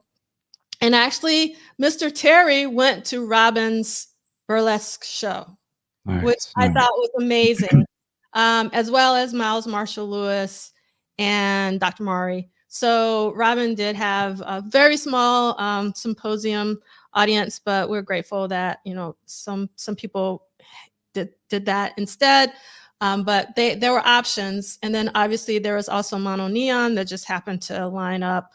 The stars aligned, and he was available. Celie, what say you about the symposium? So that very insightful panel on common electro. Oh, I'm sorry, my bad.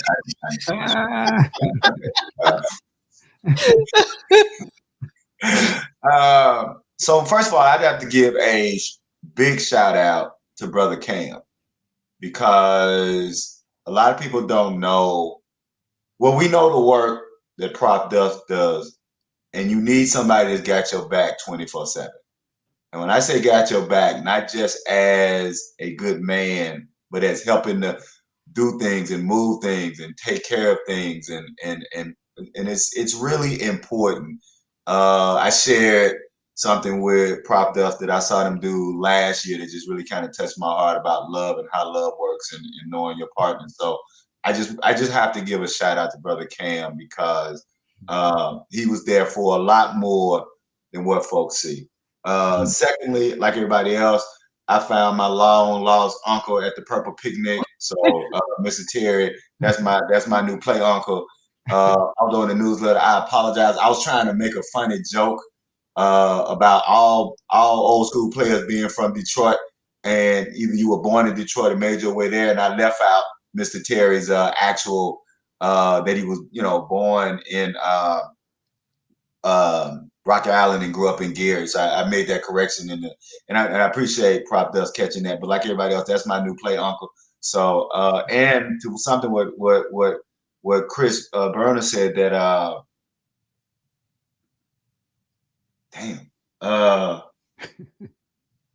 no, I'm not. I'm. Oh man. These onions I'm cutting. These onions. It'll come back to you. No.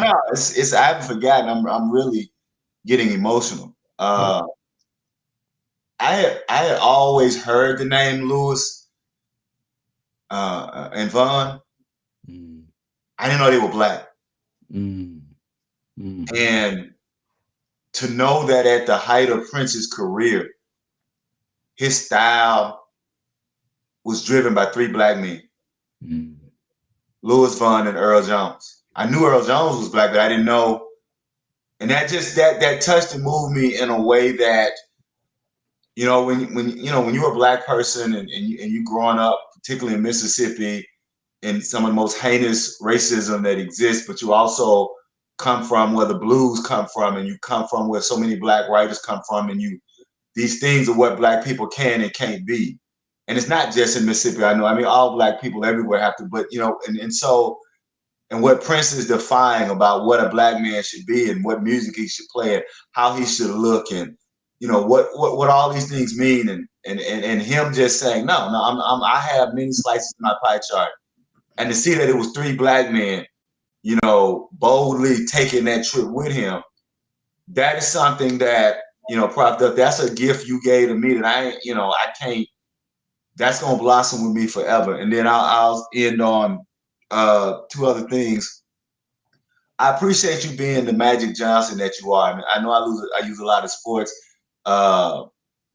analogies, but if you know anything about Magic Johnson was like, if you open, you're gonna get the ball.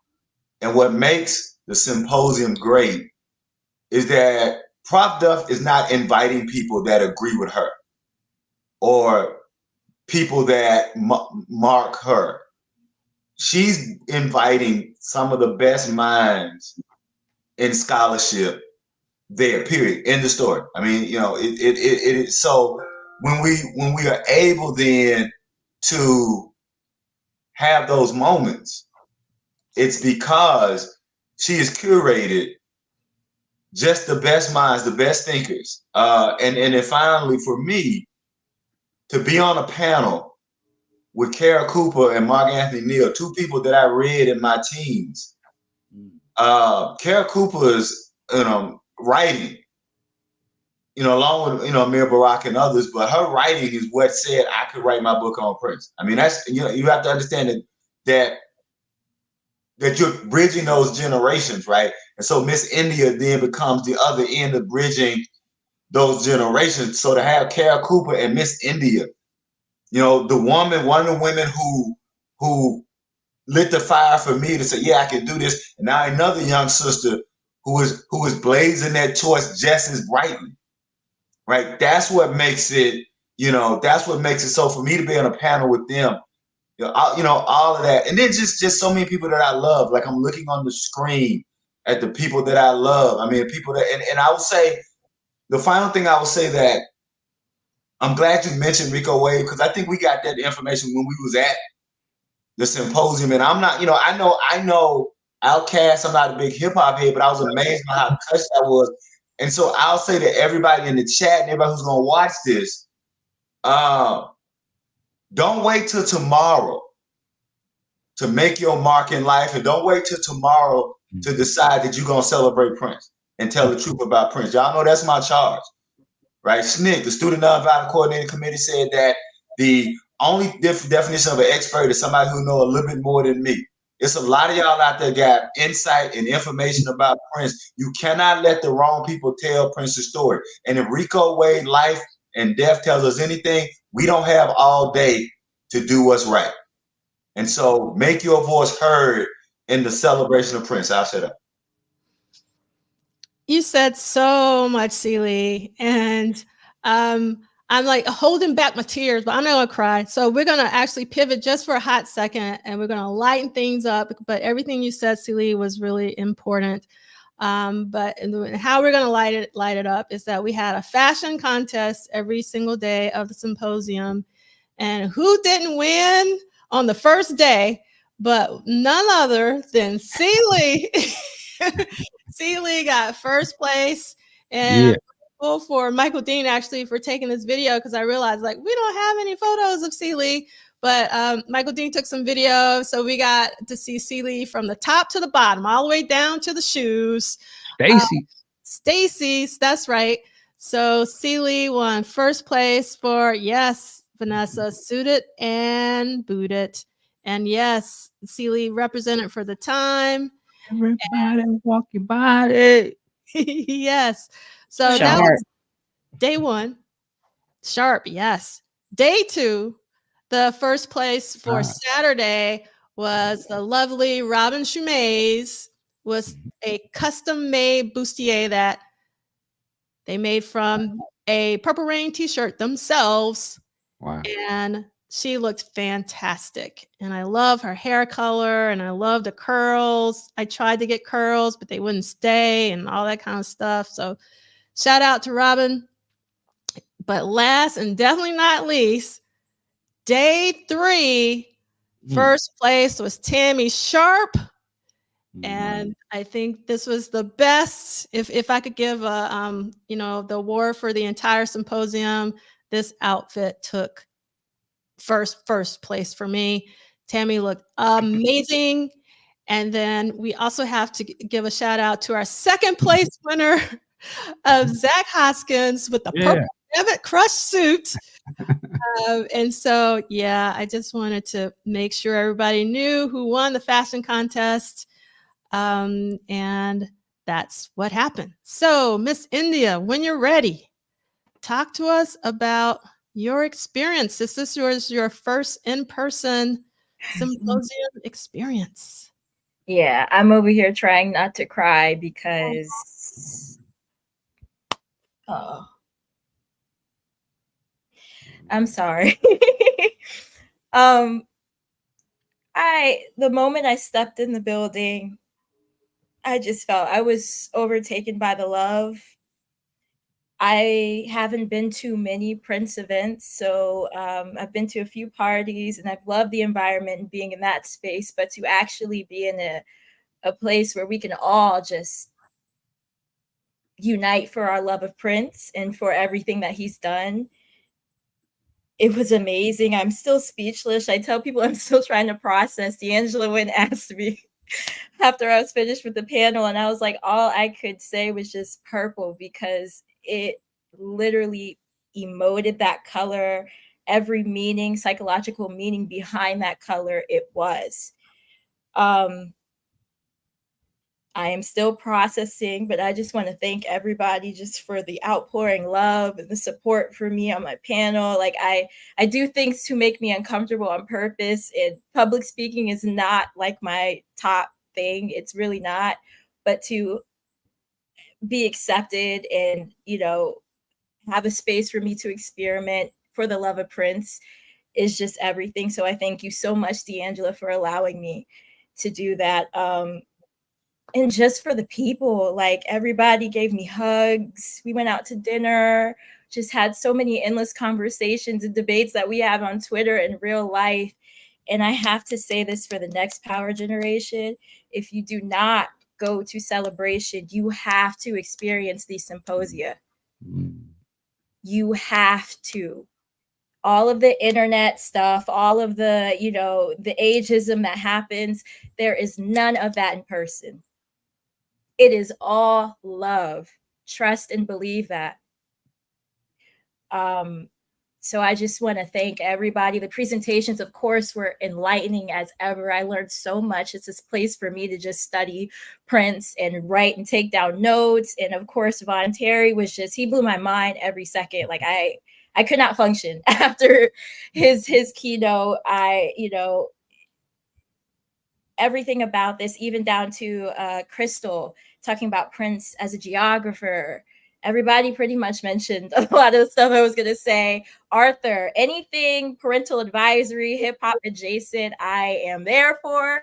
So that definitely spoke to me. And I love, talking about all things Tipper Gore and what occurred in that time period. But the passion that you had for Prince just showed me a variety of presentation style.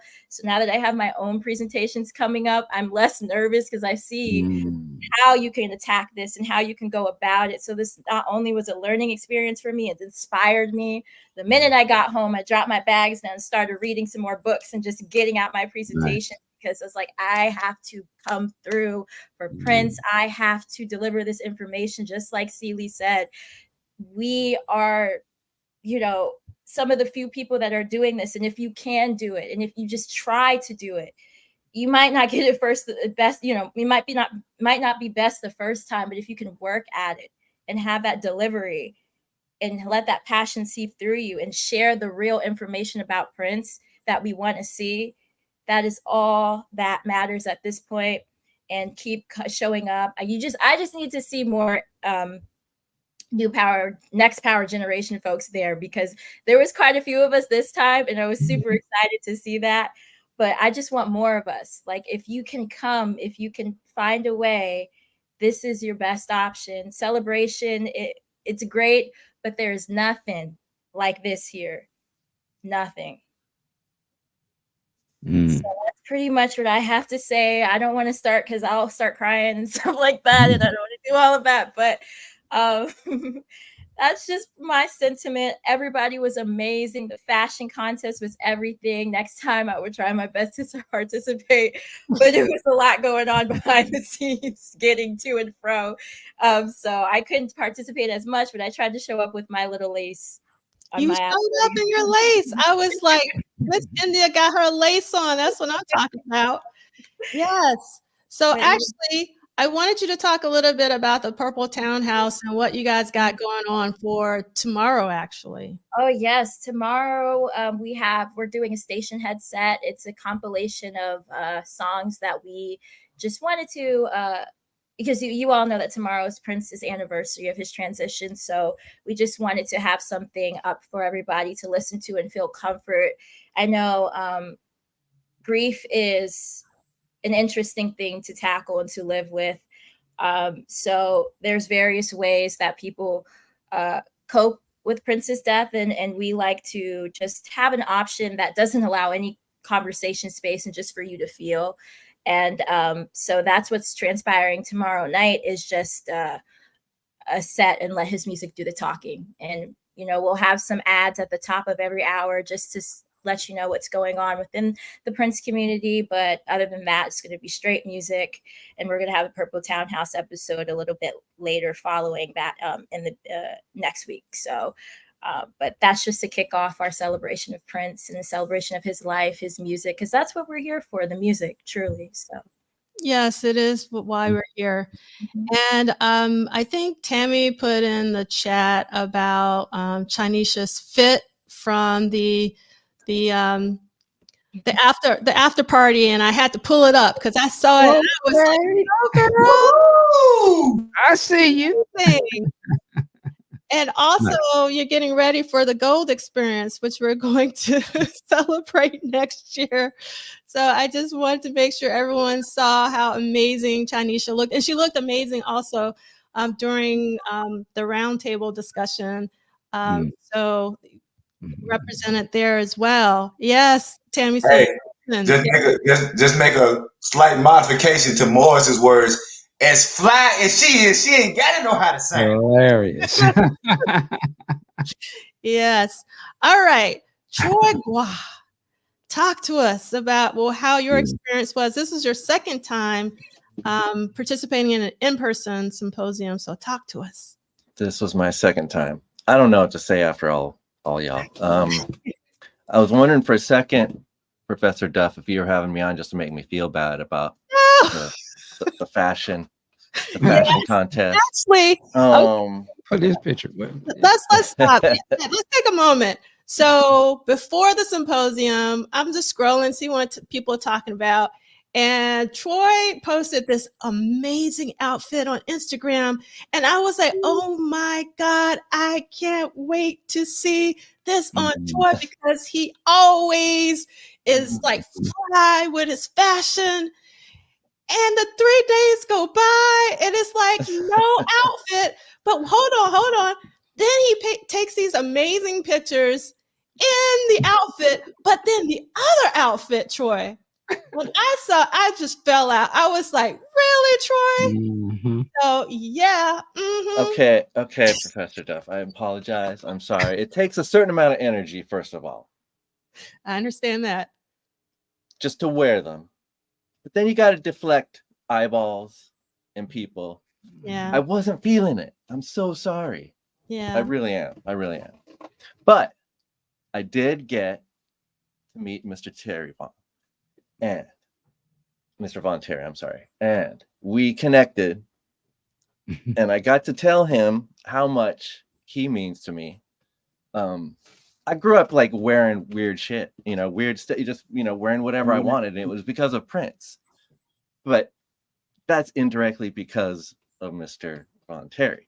So to be able to tell him that and, for him to like see my work, I got to show him my work and he like told me he thinks my work is amazing. I mean, just that whole experience, I'm still kind of processing it. So that was number one highlight. Number two highlight is y'all just, being with my fam. It's like, it really is like nothing else. And Miss India, I wish I would have met you in person. Thank you for all that you do. It's very important. And, I kind of feel like I have a sharp mind, but when I get amongst y'all, I'm like, feel like I'm in slow motion. I think I feel, or I think deeply about Prince, and then I come to the symposium, and I'm like, what? I never put that.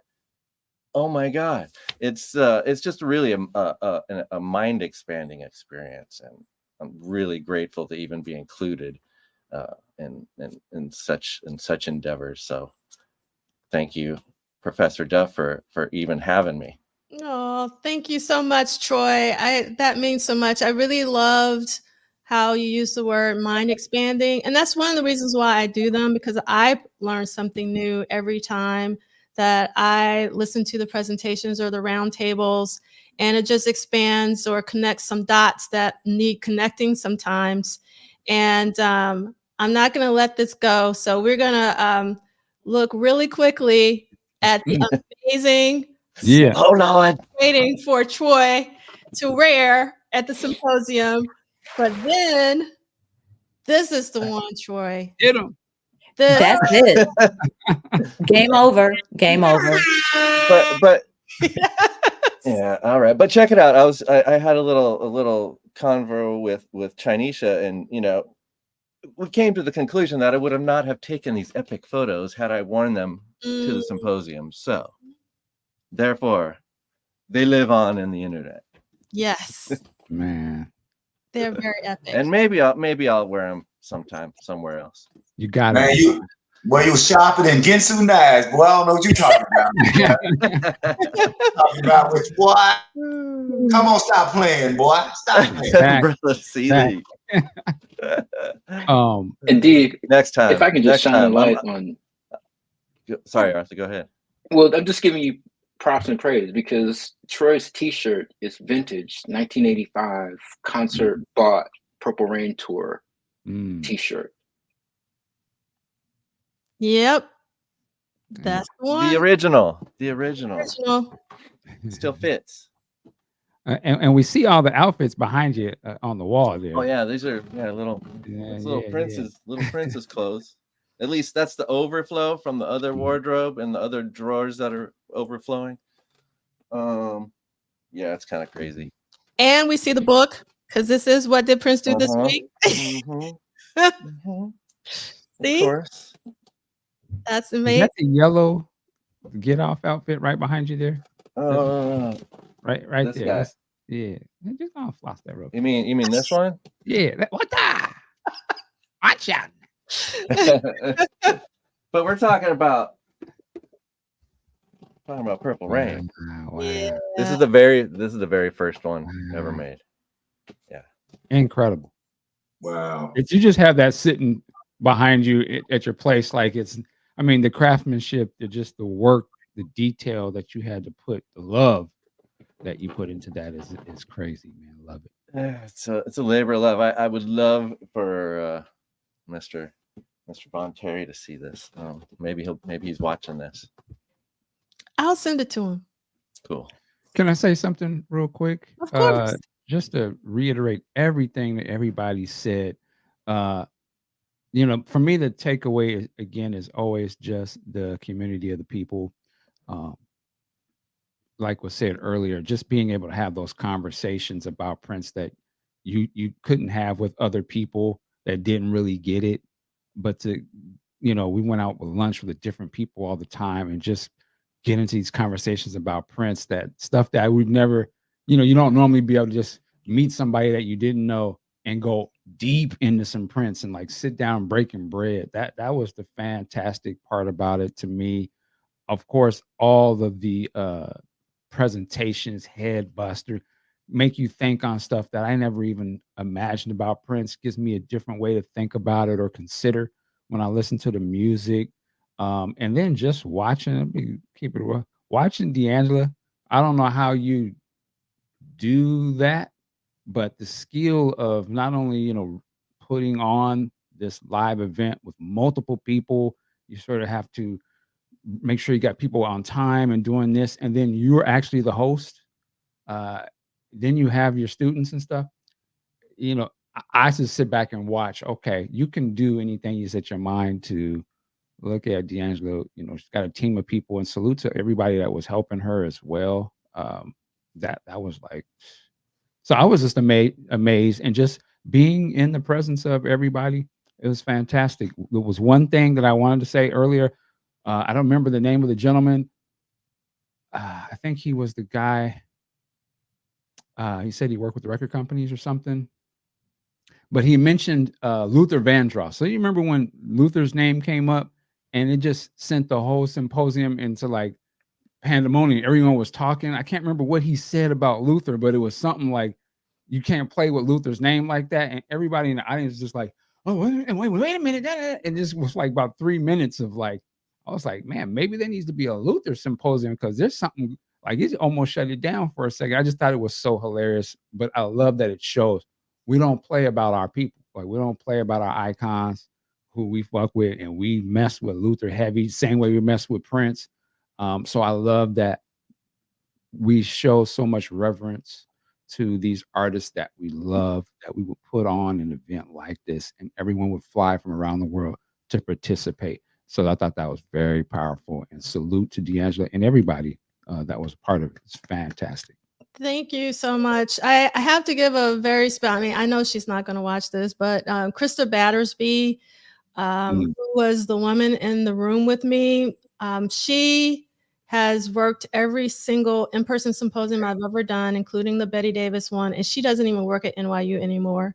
Wow. And on top of that, she just defended her PhD dissertation that Tuesday. Wow. So she was helping me that Friday, and she took off of work that Friday to help me those 3 days. So I have to give a mad shout out to Krista Battersby. She is an amazing woman, and I couldn't do it without her. And then the other two staff that were critical, Tracy Figueroa, who is an amazing, amazing person. Celie, did you want to say something about Tracy? Well, go ahead, everybody, because I'm going to just shout out all three of them. Yeah, and last but definitely not least, Sam Jackson, not the actor, but Sam Jackson is incredible. Sam was the one who made sure we had all of the special things like the sparkly tablecloths and, you know, the wristbands of the different colors for each day. Like those two women, all three of them, actually, they just hold me down, and I couldn't have done it without them. And then we had a lot of student workers, and students don't like to work on the weekends because that's their time. So we had to do some begging. They got paid. It wasn't volunteer. They got paid, but even getting paid, that isn't enough to pull students for the weekend. But so all the students working the event was amazing. And then I have to give a very special shout out to one student called Kaya Baker. My family and I, we give out an annual award to graduating students. And I'm going to pull this up just really quickly because it's important to me. So I hope that you will bear with me. So this is my grandfather, who's Eddie Oliver. And I'll put the link in the chat in case you want to read up about him. I don't want to take up too much time. But we have given out a monetary award since 2008. He passed in 2006. And every year, and I was able to give it to Kaya Baker this year, and Kaya is really amazing. And Kaya has their own company already, and it's called Be Quintessential. So I'm going to put that in the chat. And to make a long story short, Kaya worked the event, not knowing that she won the award. So it wasn't like, oh, I'm going to work for you because I got your award, but she was already working the event. So it was really nice to actually meet her because she wasn't my student this semester because I wasn't teaching the seniors. And it was really a lot of people coming together to make sure. And we had a lot of NYU sponsors because even though the event is free, it does cost quite a bit of money. And so I am going to just take a few minutes to give them some love, because it's really important. And I will put this link in the chat as well. And you can go scroll down to the bottom of this page here. And hold on one second. What am I doing? It's like everything like switched around on me or something, like my buttons. So weird. Oh, I know what happened. I stopped sharing for some reason. So give me 1 second to share again.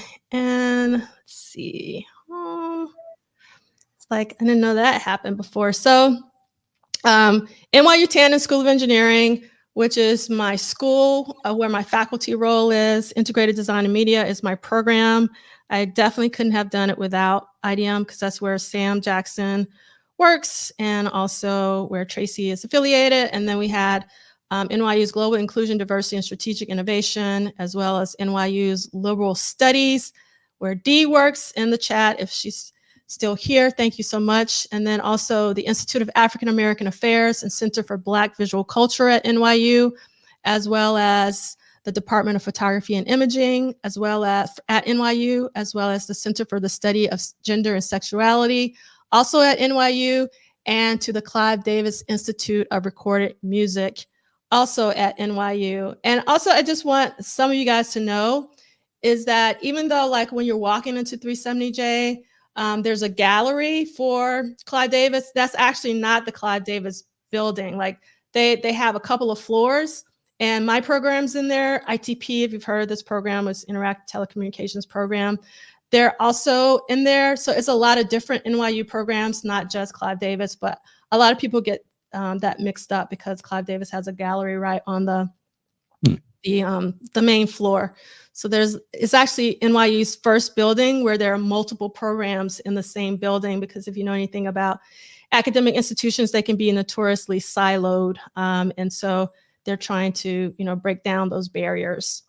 All right, so I'm not going to keep you guys because we also have some attendees in the house. So I'm going to let you guys can hang out if you want, but I hope that you will enjoy the rest of your Saturdays. And Celie, did you want to say something? I know you did. Yeah, I was just going to say, I want to thank the 3 Degrees plus 1. You mentioned Sam, but to me, the 3 Degrees are Krista, Tracy, and Dee. If you've ever watched Sanford and Son, we want the 3 Degrees. That's why I'm calling them the 3 Degrees. And could you quickly, and I know it's going to be bad, I'm trying to think of the name, and I've never known his name. The tall brother who I also think works at NYU, who's always dressed from head to toe. He knows Cam. He's always in something lively and dressed. He's really tall.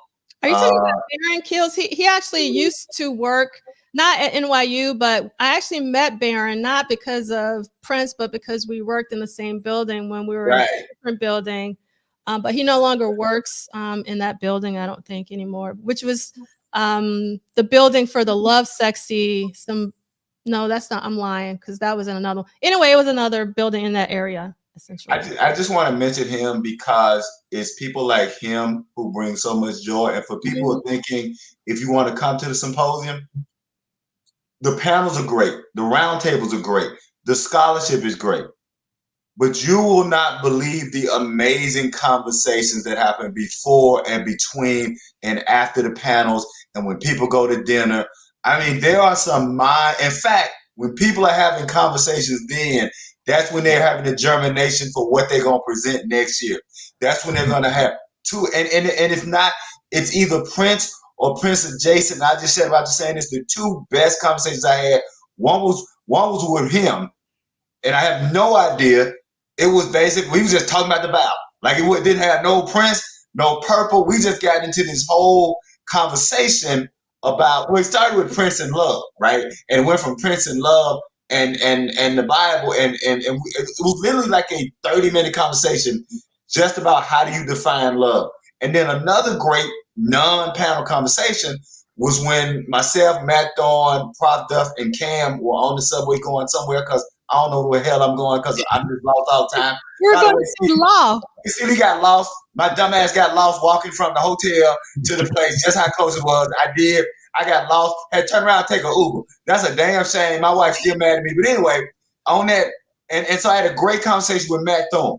So I had this long, great conversation with Matt Thorne just about religion and black music and the whole secular and how Christian music can become secular music and all that. I'm saying all that to say, the Symposium is a multi-layered gift that keeps on giving. You come for the scholarship and you get full off the revival. And we spend the next 12 years preaching the funk to the world until we can come back to the Symposium next year and get full up. That's it. I'll shut up. 12 months. I was like, 12 years? What's happening in 12 years? But 12 months. There you go. What's happening in 12 years is Michael Dean still going to be hosting this show. He just don't know. Right. Let's hope so. Let's hope so. We'll be alive. Yeah. Yes, indeed. All right. So I'm going to start removing you guys. So because we're maxed out. So thank you, Tanja. Thank you, all you guys, man. Thank you, Arthur. Thank you, Chanisha. Thank you, Miss India. Thank you, Troy. All right. And okay. So, another round of applause for everyone who was just on the screen. You know, put a 1 in the chat or something. But yeah. Yes. So now we want to welcome some attendees to the stage. First up is Theo. Thank you so much for coming on, Theo. How are you doing today? Talk to us. I'm doing great. Yeah. So glad to be here. I'm so glad that you're here. It was so amazing just to see everything that you were putting on Twitter, including the Menti codes. I was like, Theo knows what's up, like really informing everybody of what's going on. I'm so grateful to you, Theo. That was so incredible. And You're then, so very welcome. Yeah, so Theo was also one of our virtual, well, rather live stream attendees. And we're going to talk about the live stream. And then we also had Angela from the West Coast joining us. Say hello to us. Can you guys hear me? Hello. Yes. I can hear you. Yes. Hello. That's it. Okay. How are you feeling today? I'm feeling great.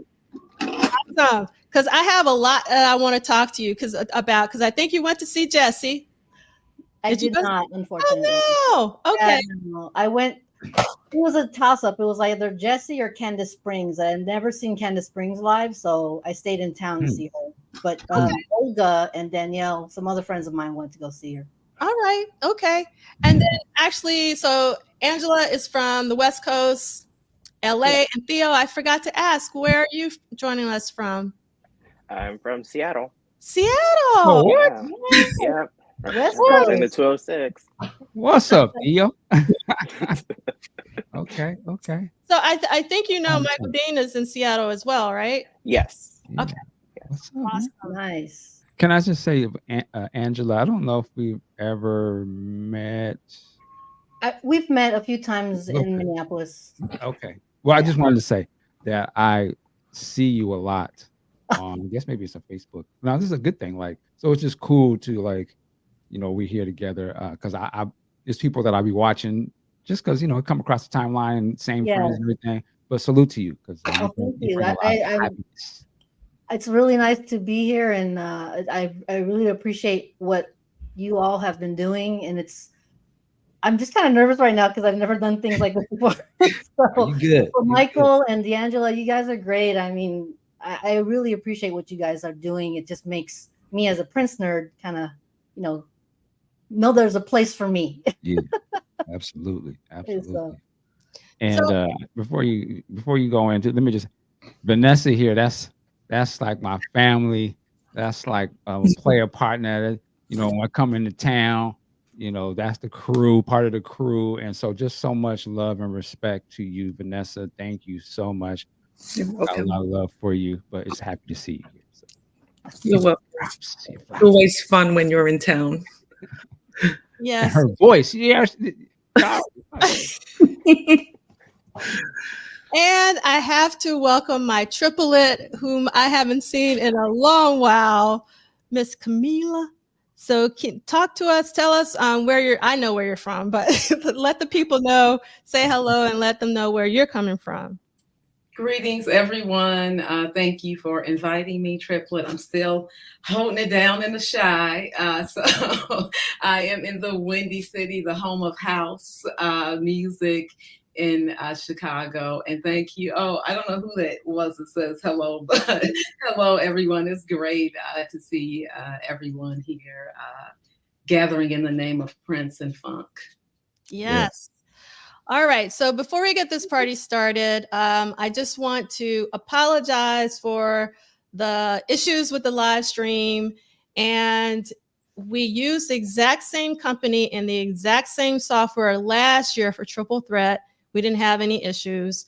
Also, the company had streamed something in that very same room the weekend before using the exact same software. And we've been talking to the company. Is called Transcendent Enterprises, and it's not their fault because Transcendent Enterprises is amazing. It turned out that the software we were using, DACAST, D-A-C-A-S-T, had recently updated some of their settings, and it was basically glitching the stream like crazy. And I'm waiting to hear from Transcendent Enterprises to give me the video. So I will post that video on YouTube so you'll be able to see it glitch free, because they did confirm that the video recording did not have the glitches. So I am was it called Duh Cast? Is that Duh, D-A. Yeah, Duh Cast. First red flag, right? I was gonna say that. Stop. Duh Cast. It's so cold. Well, D'Angelo, can I just jump in for a second? Sure. I want to say that as someone who was unable to attend in person, because for those who don't know, my sister and I have a 15-year-old dog whose separation anxiety is so strong that he's like, I'm not crossing the rainbow bridge yet. So he needs a certain level of care, and we weren't able to attend in person. So I just have to say that, you know, anyone who has attended any live event, especially Prince fans, knows that there are glitches that happen. At no point did the glitch impede my understanding of anything, my enjoyment of it. And so for people who were watching something for free, because I know there were a number of loud people complaining, CBS just had to apologize for the glitch where folks didn't get the last 2 minutes of the 100 Madison Square Garden concert for Billy Joel, and I know they're going to re-air it, just like you always make the stuff available. So really, you know, no one's doing what you're doing at the level that you're doing it. And I know you don't have the staff and budget that other people who do events like this have. So I just want to thank you for making it available. Your virtual symposia and even the live streams made it possible for my 99-year-old great aunt to watch the Graffiti Bridge presentation. And for people, you know, around the world, you know, who for whatever reasons can't come. So I appreciate you for that. I look at Miss India, who joined first virtually and then was doing an in-person presentation. And so I think what you're doing is great. You know, with technology, we roll with it and roll on. So I don't think, I understand your professionalism and wanting to apologize as CBS did, but you know, the people who were complaining like they were need to have 2 seats, and like Lee, I'm gonna shut up. So I just wanted to say that, and to thank you again publicly, D'Angelo, and say it's not that serious for the folks who were complaining, because as I recall, they paid nothing for all of the content you provided. So let's keep that in perspective. How much did they pay? It was a round number, Michael D. Was it even nothing? It was a round number. Nothing from nothing. Admission is easy. Just say you believe. Yes, yes. There you go. So I also want to welcome Lee Christian, who actually was really critical, because Lee Christian was the first person who let me know that the glitching was happening. So I am so grateful. And Lee Christian gave me but with love. Like Lee Christian emailed me, was like, I don't know if you know, but there's glitching. And I didn't know, because when I was watching, I was checking the stream every time I was watching. I never saw the glitch, but then I started just let it and play. And I was like, oh, Lee Christian is correct. And Lee gave me that doesn't get said that often. Yes. But it was really important that you sent me those emails, but also that you framed them with love, that you were positive. I just know you like to know when things are happening and stuff. So I thought, yeah, she'd want to know. And I'm the same. I'd want to know if I'm running things. I run things all the time. If they are going wrong, then someone needs to tell me. Do you know what I mean? So yeah. So that was just whatever I could do to help. Really, I'm getting a whole weekend of free stuff. Do you know what I mean? Of free print stuff, which is the best stuff ever, isn't it? So so I just felt like, oh, whatever I can do to kind of help. So then when you said, oh, do give me, I said, I didn't want to bug you. Do you know what I mean? Because especially after a while, like I realized it's kind of getting you down a bit as well. So I was like, I don't want to like affect you badly, with this. But yeah, I was just giving you like little reports just so that you kind of knew. And also it did like differ quite a lot throughout it as well. There were whole segments that wouldn't have anything, and then other ones that would be chucking in something really weird from like 3 days before, like by the Sunday and stuff. So there was no rhyme or reason to it. So I thought, oh, well, the more information I could give you, the more help it might. Yeah, it was helpful because I actually forwarded that information to the company and they forwarded it to the software company. So it actually was extremely helpful. So let the people know where you're tuning in from today. I'm in Bath in the UK, which is kind of close to Glastonbury Festival. If people know about Glastonbury Festival, which I guess they might. And it's kind of just down the way from Bristol, where obviously D'Angela. So, yes. So yeah. So drum and bass, jungle all day, every day. And trip hop, and it's one of the grooviest places in England, I would say. So yeah, along with Manchester maybe. So yeah. Yeah. And we have one more person to add to the stage. Olga. Hi. Hello. And we got to give special thanks to Olga because Olga is literally in Minneapolis right now. Yep, I'm here in our hotel or our little Sandra apartment, which is really cool. Portia's here too. Tell Portia I said howdy. Portia, hello. Hey, I'm coming. She's coming. Yeah. Give my look right now. So just tell us really quickly. Angela told us that you went to the Jesse's show, Jesse Johnson show. Oh yes, that was 2 weekends ago. Hey, what's up? Hi. Yeah, it was at Yoshi's in Oakland. I'd never been to that to the venue. It was really, really good. Yeah, I went to both shows, went to the VIP meet and greet. He spoke a little bit. He still can bring it. I saw him a couple of years ago in LA at the Bravado. Is that how you say it, Angie? Bravado? Anyways, with St. Paul. And prior to that, I hadn't seen him since the late 80s, I think.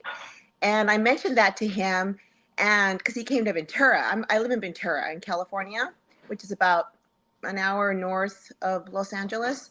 So to come to a little town like that, it was huge back then. And he remembered. I'm like, yeah. And he goes, no, I know where I stay. I stay at the Embassy Suites. And this. I'm like, oh my gosh. So he's got a good memory. But yeah, it was a great show. And I think he's going to be going out and doing some shows. So I hope so. Yeah. Yes. And then what is the reason you're in Minneapolis today for people who may not know? Oh, so I'm here for 2 reasons. For tonight, the MPG is performing at Uptown Theater, the original members, and then that's tonight. And I hear it's going to be great. They did a rehearsal yesterday that some people went to. I wasn't able to go to it, but and they sound amazing. Audrey Johnson was there, so she told me about it. She said it was great. Yeah, and then tomorrow is another event. The Purple Genealogy is going to have an event, Purple Rain. I can't remember the title, but they're going to do a screening with some special guests, and they're raising money for a music school. So yeah, and they actually had it planned for today, but when the MPG announced their show, they were able to move it. So Yeah, 2 events in one weekend. So that's really fun. Very fun. Thank you so much for sharing that. Yeah, no problem. All right. So before we hear from the attendees, I wanted to share just one more thing, if I can find it, actually. Yes, here we go. And so I just, again, want to give a very special shout out to all the people who watched the live stream despite the glitches. So actually on Friday, we had 1,400 people log in to the live stream. And then on Saturday, despite the glitches, we still had 1,100 people log in on Saturday. And then on Sunday, we had 900 people log in. So I'm extremely grateful for everyone who logged in on the live stream. And then I just wanted to let everybody know about what countries attended. So there are about almost 3,000 people from the USA over the 3 days. There were 179 folks from the UK who logged in. There were 110 from the Netherlands. There were 99 from Canada. There were 44 for Germany. There was 36 from France. There were 35 from Australia. There were 29 from Spain. There were 17 from Japan. And there was 15 from Ireland. And I just did the top 10 because there was a lot more other countries that were actually tuned in to the live stream. So I just want to, again, thank everyone for continuing to watch despite all the technical issues. And thank you, Camila, for letting me know that one thing is my mama was watching, and my mom has low tolerance for messiness. So if my mom continued to watch, I knew that everything was okay, because my mom she ain't got time for that. So I was like, okay, my mom's still watching, so I think it'll be, doable. All right, so now's the time. I want to hear from you, like what you guys, what were your favorite moments from the symposium? And let's start off with you, Theo. Again, I can't thank you enough for all that you did to keep people informed on Twitter.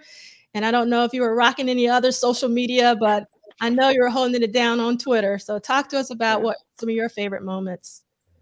Well, my day started very early. I would wake up around 5 to 10 to 6 a.m. West Coast time, and I was very excited to watch this weekend, or that weekend. So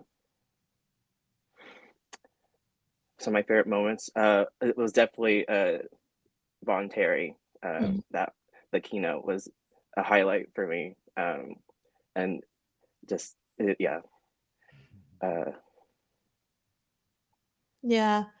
So what did you like most about Von Terry's? Like for me, it was when he did that Detroit style walk. Oh, actually, let me roll that back though. Actually, my favorite moment is actually when he came out and started spraying the smell good stuff. That was actually my favorite moment. You forgot about that, right, Michael? That was incredible. Angela. What kind of scent was that? I wish I could have smelled it. It smelled good. I was just like, so Angela, one of the things about the symposium for me, and I can't wait to see the video myself, is I'm there, but I'm not really there because I'm trying to, like, I was worried about the live stream, and I was just like logistically trying to making sure, and also I wanted to make sure he was happy. I wanted to, so I'm never really present. So, but I just that moment, like when you started spraying, I just like laughed inside, like a good laugh, like a warm, like this is so amazing kind of thing. I can't believe I'm here, sort of experience. So it smelled really good, whatever he did. But then the walk, yes, then the walk. And just how generous he was with sharing all of the sketches with us, because he didn't have to do that. He didn't have to do anything. First of all, he didn't even have to come. And for him to actually show up and, even with some presenters for various reasons, some participant speakers have to leave, like they're not there for the entire time. But after his keynote, he stayed with us until like 10:30 p.m. And he also went to Law's performance. I was like looking around. I was like, is that Mr. Terry? Like he was at Law's performance. And then he went to Robin's burlesque show. And I was like, oh my God, like this is someone who's really vested, kind of similarly to Jill. Like Jill was present last year every single day of the symposium. No one does that, but Jill Jones does that. And then similarly, when we did the DM40 GB30, Jill was there in the chat every single day. So I have nothing but love and mad respect for Jill Jones. And Mr. Terry is just incredible. Like just being in his presence, he's so inspiring and very inspirational. And for those of you who saw it, I had a couple of sketches from when I was 13 or 14, when I wanted to be a fashion designer because Mr. Terry inspired me. And we went out to dinner like months ago when I was talking to him about if he would consider doing the event. And my husband, because I didn't want to take him, I was like, Mr. Terry don't want to see no sketches I did when I was a teen. But he was like, no, he's going to want to see them. And sure enough, he looked at every single sketch, and it was a lot of them. It was like I don't know, probably 50 pages of sketches. He looked at every single page and commented on every single one. And he told me that he wouldn't do the keynote if I didn't put my sketches in the slideshow. So that's the reason why they're in there, not because of me, but because Mr. Terry asked that I put them in there because he was really touched that I was inspired at such an early age. You Go could ahead. see it on his face when he was talking about, you know, your stuff, and he made a point to like, no, show that, keep, you know, show him that. I can imagine for him to see the influence he had on kids, not knowing the influence and stuff, see it full circle like this, that's got to be touching. Yeah. So I was moved that he was moved because it's more about everything is always about, you know, everyone who contributed to the Prince verse and giving them their flowers and making sure that they are appreciated and loved while they're still here, because tomorrow is never promised. So Theo, I want to make sure, did you say everything you wanted to say? Are you good? Is there anything else you wanted to say? Yeah, I just wanted to add when Von Terry pulled out the garment that he brought and the audible gas in the auditorium. I was aghast as well. Yeah, that was, and also I really enjoyed the live commentary of the Syracuse show. Oh, thank you. That was really fun. Thank you for letting me know, because I'm always just like, I didn't know if that worked or not. And so thank you so much for that. I really appreciate that. All right. So Vanessa, like talk to us. So you were there in person, and I know you attended last year as well. Yep. Yeah, this is, I cannot miss a symposium, period. I see it as every day, it's like I'm going to work, you know, waking up, getting there for 9 o'clock. I'm not going to miss anything. It was just fantastic. Of course, Vaughan Terry was amazing. His energy was incredible. He was very inspiring. I love the thought-provoking presentations where we're looking at things in different ways that you never would have thought about. And particularly there was the presentation on mental health. That was normally we would joke about, you know, over the years we'll joke about you know, Apollonia, you know, get out, girl, he's singing, get out that situation. But the presentation from Robin made me look at it, oh, these guys are wounded too. So, you know, that was really incredible. What other stuff that was amazing? It was just like, I come away feeling smarter from Symposium, and I know I need to do more work. You know, yeah, it's just incredible. awesome. I also come away from the symposia smarter because I would have never thought of that. And I agree that Robin Shumay's presentation was actually one of the best out of all symposia. It was really, really well done. So thank you for shouting out Robin's presentation. All right, Lee Christian, what about you? What were some of the highlights for you?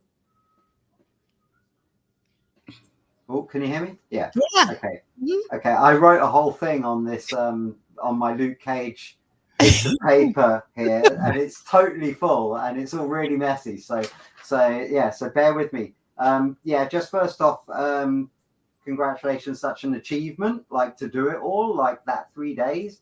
You must be like totally drained after it. So thank you and congratulations. And then also just to be able to watch it in the UK as a Prince fan, not enough Prince stuff goes on in general, and to just be able to, you know, to have that all that resource like for those 3 days. Same, I put it aside in the diary. Do you know what I mean? It's like that's all I'm doing. Everybody knows to leave me alone. Do you know what I mean? So so that, yeah. So thank you. And I almost wish Celebration would kind of take a hint or a leaf out of your book or something. So and show us a little bit of the goodies, if you know what I mean. Yeah, and this I was trying to say like the difference between a Prince fan and a Prince scholar is really apparent when you with the symposium. It's like the level of depth that it goes into is, and the standard of presentation is ridiculously high. Like as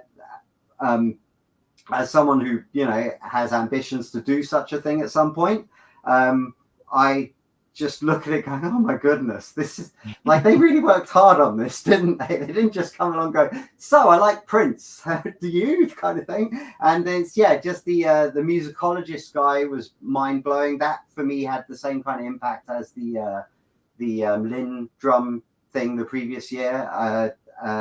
I thought that the fur one was so brave because I really believe in like exploring historical things, whether or not they're comfortable or not. And so to take the whole kind of, you know, just go out on a limb like that, I thought was like super, super brave, and it was super informative and cool, you know, and I learned way more for it. So, you know, that's kind of the end justifying the means, if you know what I mean, and everything. So I thought that was amazing. Zach's Apollonia 6 was totally like facts and fun at the same time. It was like so funny and so like, and such a lot of, I love the record company bits and all that kind of stuff. Like, you know, he brings out the stats on how much, you know, anybody seems to care about it and everything. So yeah, I thought that was really good. I thought C. did everybody a favor by not entering any further days, because every time he was still dressed really sharply, you noticed, he just took his first day prize and went, I'm going to let someone else have a go at this. Do you know what I mean? So yeah, I thought that was pretty good. Obviously the clothes thing, everybody's already said. Your designs were great, by the way. My mum was a fashion designer in the 80s, and your designs are great. So yeah, they stood up. Don't worry. Yeah, I just particularly I wondered whether you were nervous when you were holding the clothes. Did it like hit you whilst you were holding it? Oh, this was Princess, kind of thing. No, actually, I was more concerned when I was trying to pin that feather boa, because I didn't want to put a pinhole in his amazing outfit.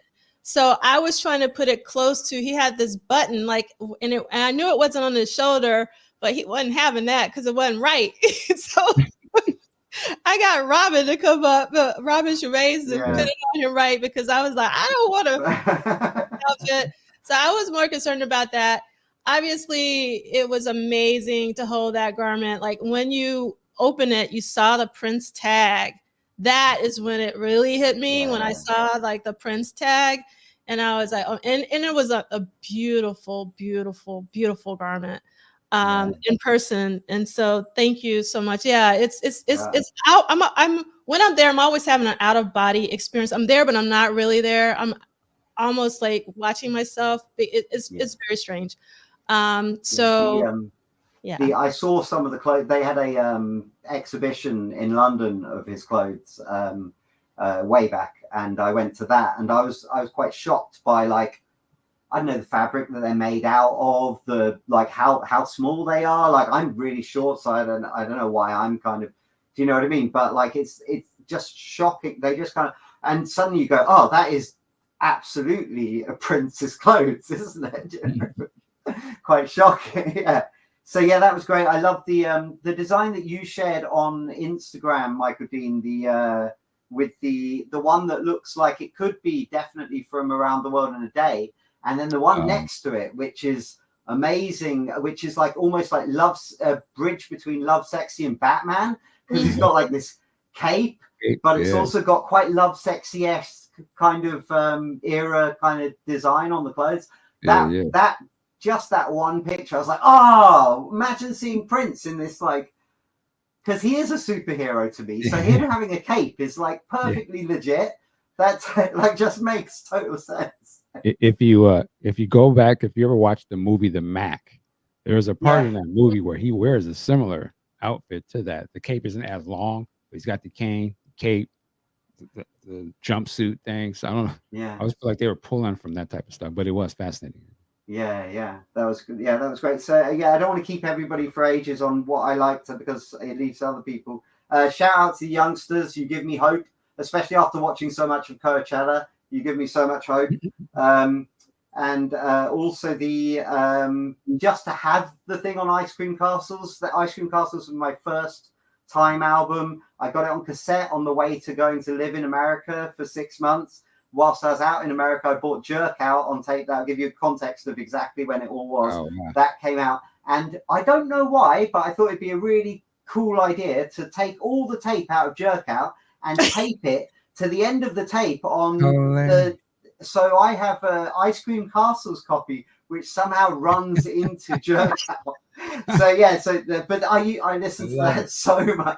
I don't know why I did that. I also ruined a perfectly collectible Jerk Out cassette. Do you know what I mean? So yeah, anyway, but yeah, so that album means a lot. I know it's kind of like for real-time fans and people who are real-time fans in real time, that's actually like kind of the end of the time, but for me that was the beginning of the time. So to have anything that's like half an hour, well, more, it was an hour on people just talking about the time.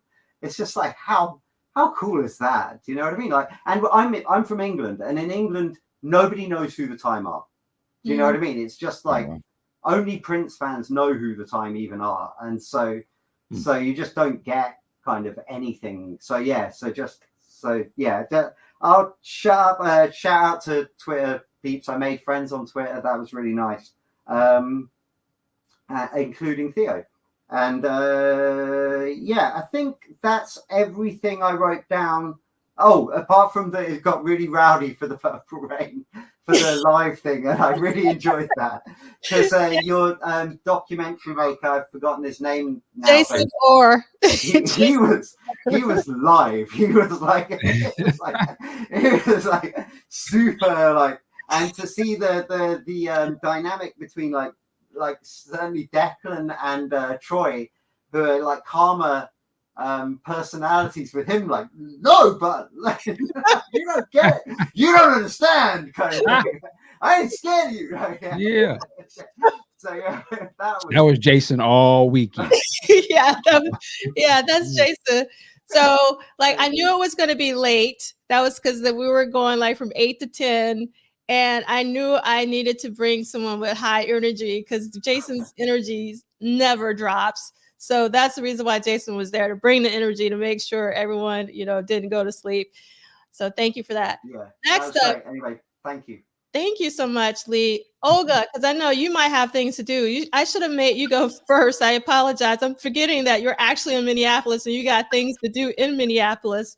That's okay. Talk to us about some of your favorite parts from the symposium. Gosh. So yeah, I mean, just again, thank you for everything that you do, all the presenters. I mean, this is like so scholarly. I mean, being an educator myself, I just, to put on these things so I applaud you for that. Thank you so much. For me, of course, the fashion, Mr. Terry Vaughn, or Von Terry, I forget. Yeah, Von Terry. Yeah. Yeah, that was I mean, to see those sketches again, what everybody else has said. I didn't get to see Friday. That's why I'm looking forward to the video, to the YouTube when it comes back, because I was at work.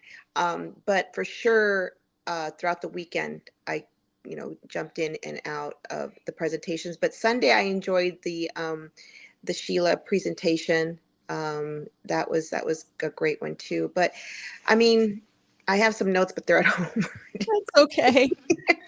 There was my laptop that I didn't bring either. But just again, there's always something that you think you're like, wow, and just the way everybody, the presenters, they just analyze just the bits and pieces. It's just great. I can't say that, I enjoyed all of it.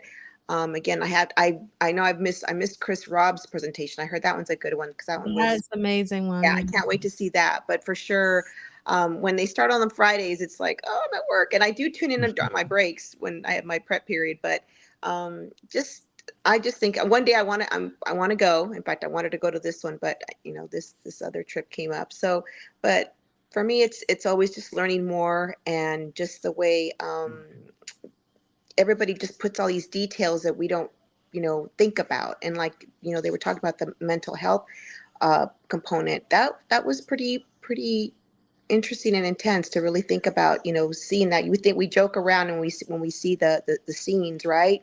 But definitely, yeah, that was a good one too. So thank you to all the presenters and everything. So thank you so much, Olga. And I am going to remove you just because I know you got things to do. You're in Minneapolis. Get ready now. Savor the time that you have there. So thank you so much. Bye, Olga. Have fun out there. All right. Bye. Bye. All right. So we're going to follow up with Angela. Do you mind telling us, like, first of all, and I should have that photo. You took the best photo, Michael Dean. I don't know if you saw it, but Angela has this photo with the blanket on, looking at what did Prince do this week with her photo, with her book in hand. And that was amazing. And I'll try to pull it up while you're talking, Angela. So it's like Bible study, I guess, that's what I look at it like. Actually, so for me, the symposium experience was awesome.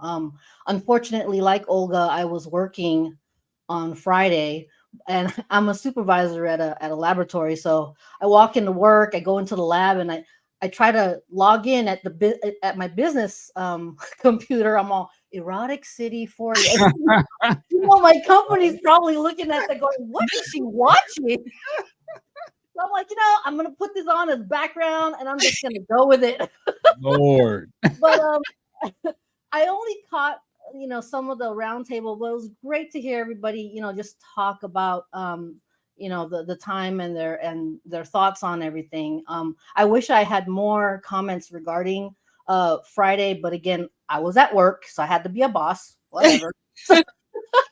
So anyway, I heard really good comments. I'm looking forward to the recording.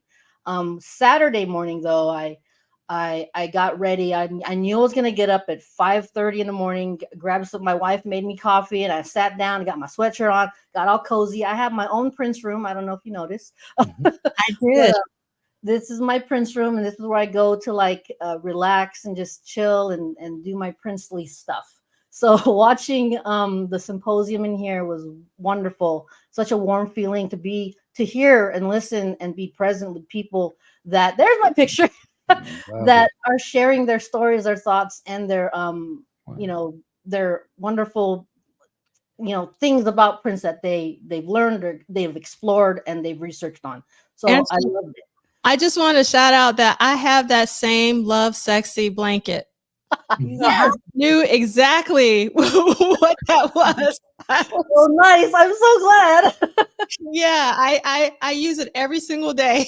So. Yeah, I have it in my Prince room, and when I want to get cozy, I just put it on, and I feel like I'm being comforted by Prince the whole time. But yeah, so that Saturday I was watching, I think Von Terry, when he came on, it brought back so many memories, because back when I was a child in the 80s, I went to merry-go-round. I had those 2 shirts, the ruffled shirts, and I was like, oh my God, I'm actually watching Von Terry talk about his pieces, with the work that he did. It was really wonderful to hear him talk about it. And I think what stood out more for me in that presentation was when he spoke about the time when Prince is like, oh, go get a piece of paper and pencil. I need you to jot stuff down. It's like, wait a minute, I'm not supposed to do that. You should be doing that. I thought that was so funny because now Prince had already learned so much from him that he wanted to give him his ideas rather than, Von Terry doing his work, right? So he's like, okay, I don't have to worry about thinking about this. He already knows what he wants. So I thought that was really great to hear. And I love Sheila a lot. So when I can tell because I see something behind you. Yes, that's record. New joint. Yes, the new. Show it to everybody in case they don't know. That's Sheila's brand new spanking album. Yes. Is that signed? That's signed too? Yeah, she did a signing. That was on Monday, the April 8th. She had a signing at the Barnes and Nobles in LA.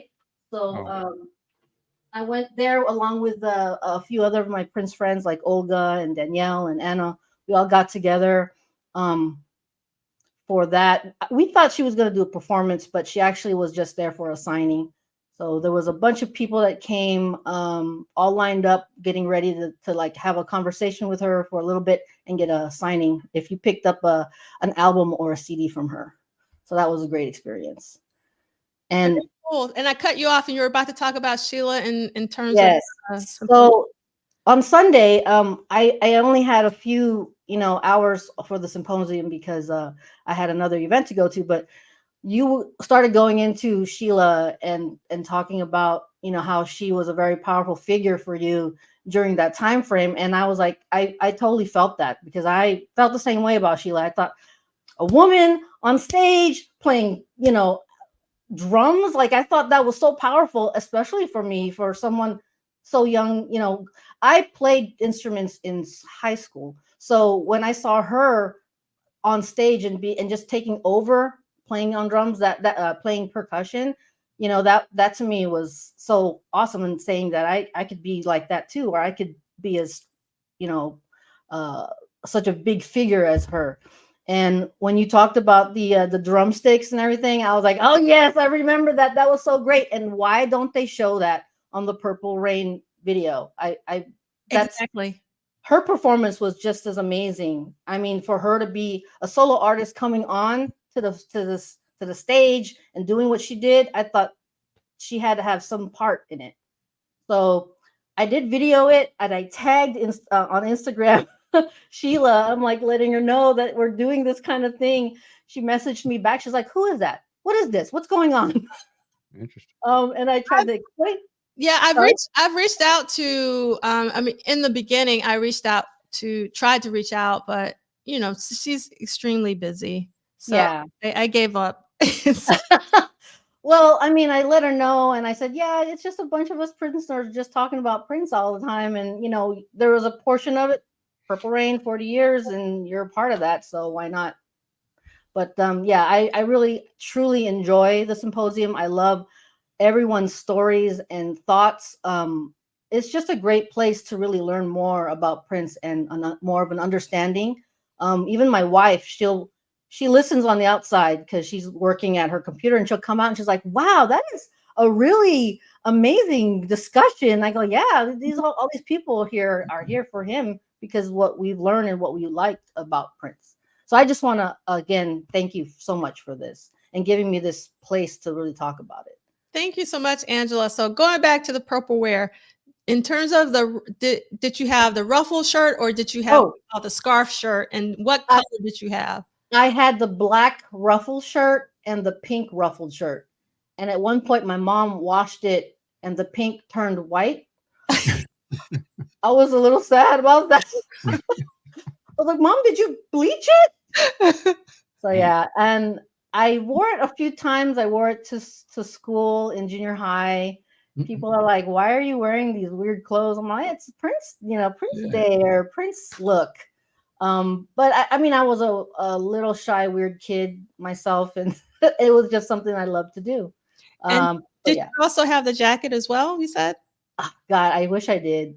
Okay. I begged and pleaded to my parents that I can get more stuff, but they said, no, we'll just get you those 2 ruffled shirts, and that's all you get. Okay. Very cool. Awesome. All Thank you. right. So next up, Miss Camila, talk to us. No, you know you're gonna have to cut me off, D'Angela. I'm a talker, a bit loquacious.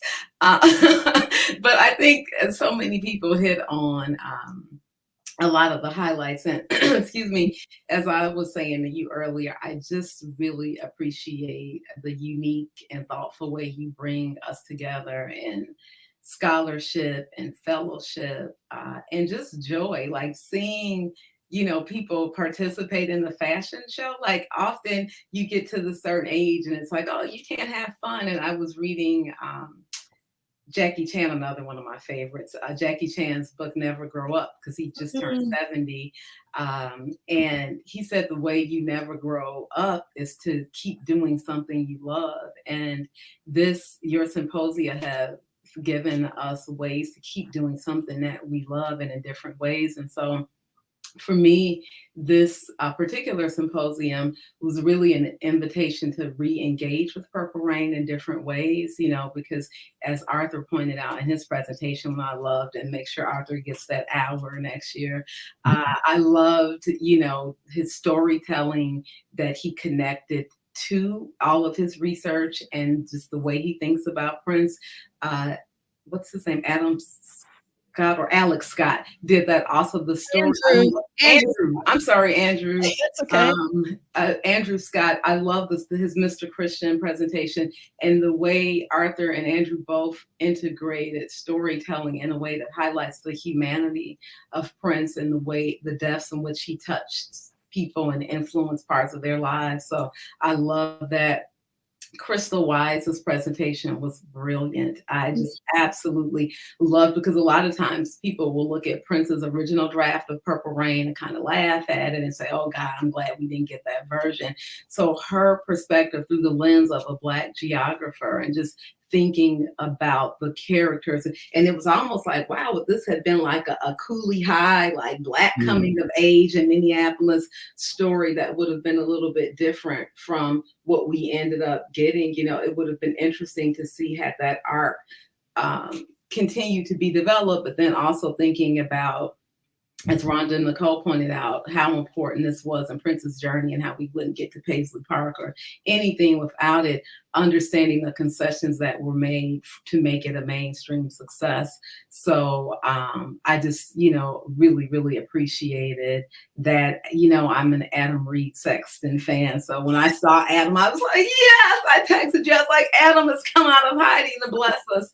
So I loved, his presentation on Prince as a narrative storyteller, because again, Prince and, let's face it, Black writers in general do not get enough attention. Like the guy from Rolling Stone, his comments were not isolated. He's not an anomaly. Black songwriters, Black writers, period, don't. Writing is my home discipline to teach. And I know whenever I'm looking for interviews that talk about craft, Black writers are rarely asked about their craft. And so breaking down Prince's craft as a storyteller, a wordsmith, just what an immensely talented writer he was, I think was really important. I love that Zach answered the call for why no one wanted to talk about Apollonia 6, Karen's research on the long fur coat of mink. I just thought those presentations were amazing. I loved the Purple Rain Film Roundtable with Carol Cooper and C. Lee and Zaire and Mark Anthony Neal. I was taking so many notes on that. So like you said, coming away smarter, there were so many things I knew I wanted to explore and integrate in the future research. And Mr. Von Terry.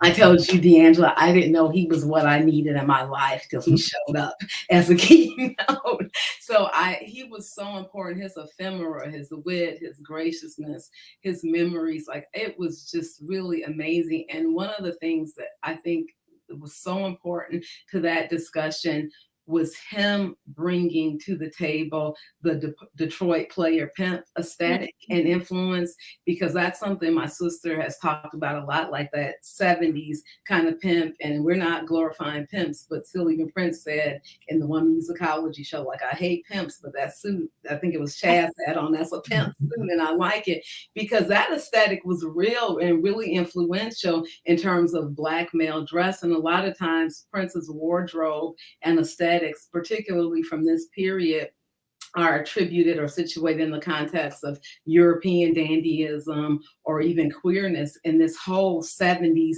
pimp player aesthetic is ignored. And so from the mouth of someone who was there doing those designs, we get that through line. And I love how gracious he was in saying we were working together. It was a collaboration. A lot of times, like Stasha Lang, Marie France gets a lot of acknowledgement and credit for those works, but Lewis and Vaughn were instrumental, as was Prince, that it was a collaboration. So it's definitely so important that he was there to speak for himself, because it is an invitation for those who write about Prince and fashion to start getting the story right and to tell a complete story. And that's one of the things I love about Karen Turman, is she answered that call. I remember after some talk about some of the presentations around Prince and fashion in Manchester, there were Black scholars saying, hey, there's a whole Black fashion history that's being ignored. And I remembered Karen's presentation where she researched the Zoot suit and brought in this aspect that's been ignored. And I just think more people need to do that. So yeah, he was amazing. And the last thing I just want to say, Sheila E., one of my takeaways continues to be the sugar honey iced tea and the Prince legacy. For me, I love that you all talked about her impact, because sometimes, and Zaire pointed this out too, the focus is on composition in terms of influence and collaboration, but what she brought to Prince's sound in the studio and live. Harold, shout out to my brother and Prince, Harold Pride, he always talks about the Apollonia 6 album, because we got to hear Sheila playing with Prince on A Million Miles, and you hear just that difference of her sound. That Syracuse show, shout out to Jason, who had Capri and me and Stitches during that commentary. But when she hits that stage with her band, and then the brothers show up, Wally and Brooks and Jerome, Prince's whole aura shifts. The energy of the show, the sound of the show shifts. So she was hugely influential, and I think that just needs to be highlighted more. Robert did that great presentation on Joni Mitchell as an influence, and I was thinking about how rarely women are looked at as influences on male musicians, and that's just across the board. But in Prince's case, I know Joni Mitchell or Wendy and Lisa will get this credit, but Sheila isn't. It's like, oh, she was a collaborator or a protege. And I do see Sheila E. as a protege, but not Sheila Escovedo. And I think after Prince, they merged. But, Prince's role in Sheila E.'s coming out as a solo artist, I think definitely fits the protege mode. But again, Sheila, or even Shaka Khan, Shaka's like, oh, she was a childhood hero or a collaborator and a friend, but no one talks about her as an influence on Prince. So again, take away with Sheila, and just great work from everyone. And of course, you as always for providing the platform for it. And so I think I did that in under 10 minutes. I'll take myself off the stage now. All right. Well, I'm just going to hold you guys unless somebody needs to leave, just maybe 10 more minutes, and then it'll be a wrap. Does anyone need to leave that's on the stage? Okay. All right. So I just want to talk about what's going on at Paisley Park tomorrow, which is a night to remember, because tomorrow is actually a very important day. It's the day that Prince transitioned. So if you're in Minneapolis, Paisley Park is doing a special event. And then since I have Angela here on the West Coast, there's amazing, I wish I could come out for this Purple Rain 40th anniversary screening that will be hosted by Dr. Frankenberry, also known as Jeremiah Freed, featuring Jerome and Jill and Andre, and I'm sure some other special guests. So, Angela, are you planning on attending this or? Yes, I got my tickets already, so I'm set. I'm definitely gonna be there. Yeah, yeah. I'll take notes and make sure I get back to you. Yeah, definitely do. Definitely, please take notes. It's so important because with I've never seen well, actually for DM40GB30, we had Jill Jones and Andre Simone in the same keynote, but I've never seen a conversation with Jerome, Jill, and Andre. So I'm sure that's going to be an incredible conversation to witness. And again, Sunday, May 26th at the Regent. And you can get tickets at footlongdevelopment.com. But if you go to the book club website, you scroll all the way down to the bottom where the slideshow is. And I forgot, this is a new slideshow. I'm going to have to swap it out with the old one, but you can still get access to this. Then also, I just want to give a mad shout out to DJ Soul Sister, who's putting on the Purple Takeover in New Orleans beginning June 6th and all the way through Sunday, because our beloved C. Lee is going to be in New Orleans on Sunday. So if you're anywhere near there or want to go to a different city to celebrate Prince around his birthday, I would highly recommend that you go to the Purple Takeover. Same thing here. If you go to slideshow, click on the image, it'll take you to the place to buy tickets. And then for those of you who are going to Celebration, which is me, I'm going, and it's the thing is like, I wish I was rolling in the dough. I'm not rolling in the dough because there's so many different things that I want to go to. Like I would have loved to sing Jesse. I really would love to come out to see that Purple Rain screening, but you have to make sacrifices and prioritize and all that. So I'm going to go to Celebration instead. I'm not going VIP because I'm not rolling in the dough, but I'm looking forward to Celebration this year. Like always, I have my Celebration t-shirt on because I think it's really important for us to continue to support, for me specifically, Paisley Park building. So I know that that's like a cash injection, I would think, to make sure that Paisley Park can keep the lights on and pay the electricity bills. Like for me, it boils down to a practical thing. I don't want Paisley Park to disappear or turn into a car dealership or something like that. So it's really important for me to continue to support Celebration when I can. I mean, as long as I can. And obviously there's going to be an amazing show by The Revolution at First Avenue. They have a couple of dates, one for the Celebration people and for other people who aren't going to Celebration, which I think is really awesome that everyone will be able to see The Revolution who wants to see them. And then we also have to give a very special shout out to Prince Day Houston, and they're having a special event on June 7th. So if you're in the Houston area, definitely celebrate. And yes, Christina will be at Celebration. So that's really great to hear. And I'm sure there's so many comments in the chat. And then just want to end that we're going to do another symposium this year because I could not let this year go by without celebrating Come. And it's going to be a virtual symposium on 2 days, August 10th and 11th. And the virtual is different from the live stream. The virtual will be just like what we're doing here. So it will be fine because the live stream is totally different than the virtual. The virtual will be through StreamYard, and I have never had any issues with StreamYard. It's a pretty stable platform. And I think we'll just end it with that. So I just wanted to make sure, was there any final thoughts, anything you wanted to get off your chest? Did everybody say what they wanted to say? Everybody good?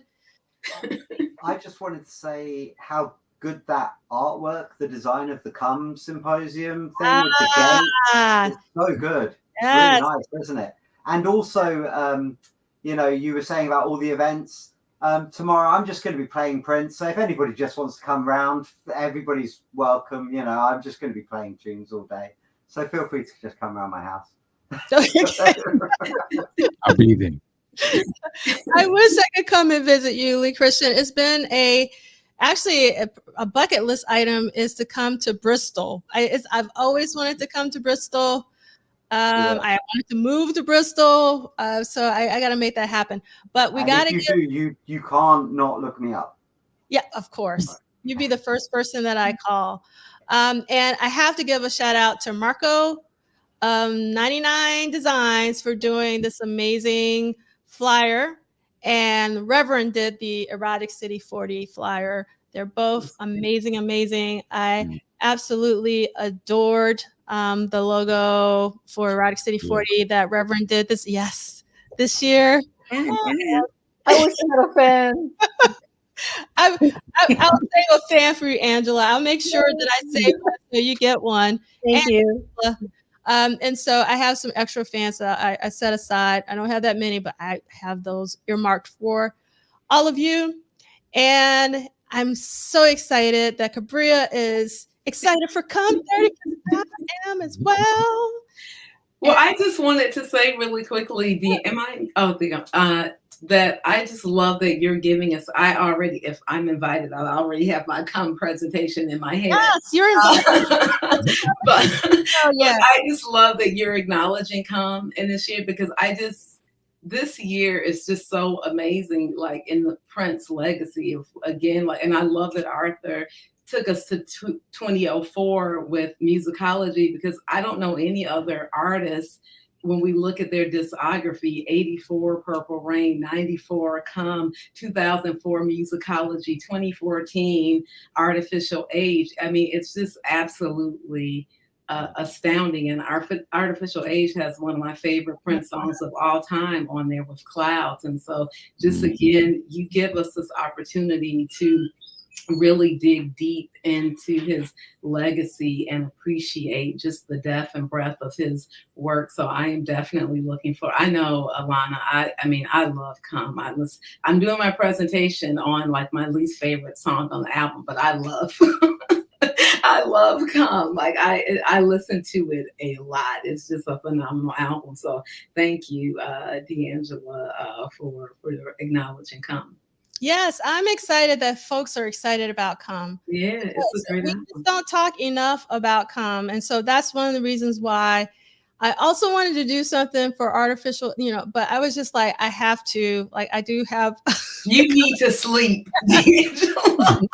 So, sleep is essential. Yes. But Artificial Age is like one of my favorites. It's a really amazing album. And it's just a testament that late in his career, he produced such an amazing album of Artificial Age. It really is. So. Yeah, it really is. Michael Dean, I feel like you wanted to say something. No. Okay. I'd just like to say thank you, D'Angela, for all that you do for us. Seriously, the community that we have, it's just incredible. Prince fam are like no other. I've met the most incredible people who are now lifelong friends just because of these communities, and I appreciate you. Oh, thank you so much, Vanessa. I appreciate each and every one of you for coming on a Saturday. Yes. And thank you so much. And I hope you have an amazing rest of your day today. And obviously, check on your Prince friends tomorrow, because tomorrow is a very, very special day. But we want to celebrate Prince. And that's what we're doing every week on What Did Prince Do This Week? And Michael Dean, take us out. Ladies and gentlemen, hope you had an excellent Saturday today and beyond. But once again, thank you to D'Angela. Thank you to all of the presenters, speakers, people that attended. Fabulous weekend. Looking forward to the next one. With that, work it like a job. We'll see you next time. Peace. And thank you, Purple Cat Confetti. Go to Record Store. Support. Today is Record Store Day. Record Store Day. Support your local record stores. That's right. And take your fans wherever you want to go. Work it like a job. Thank you, Theo, for lifting up the book. That's right. Thanks.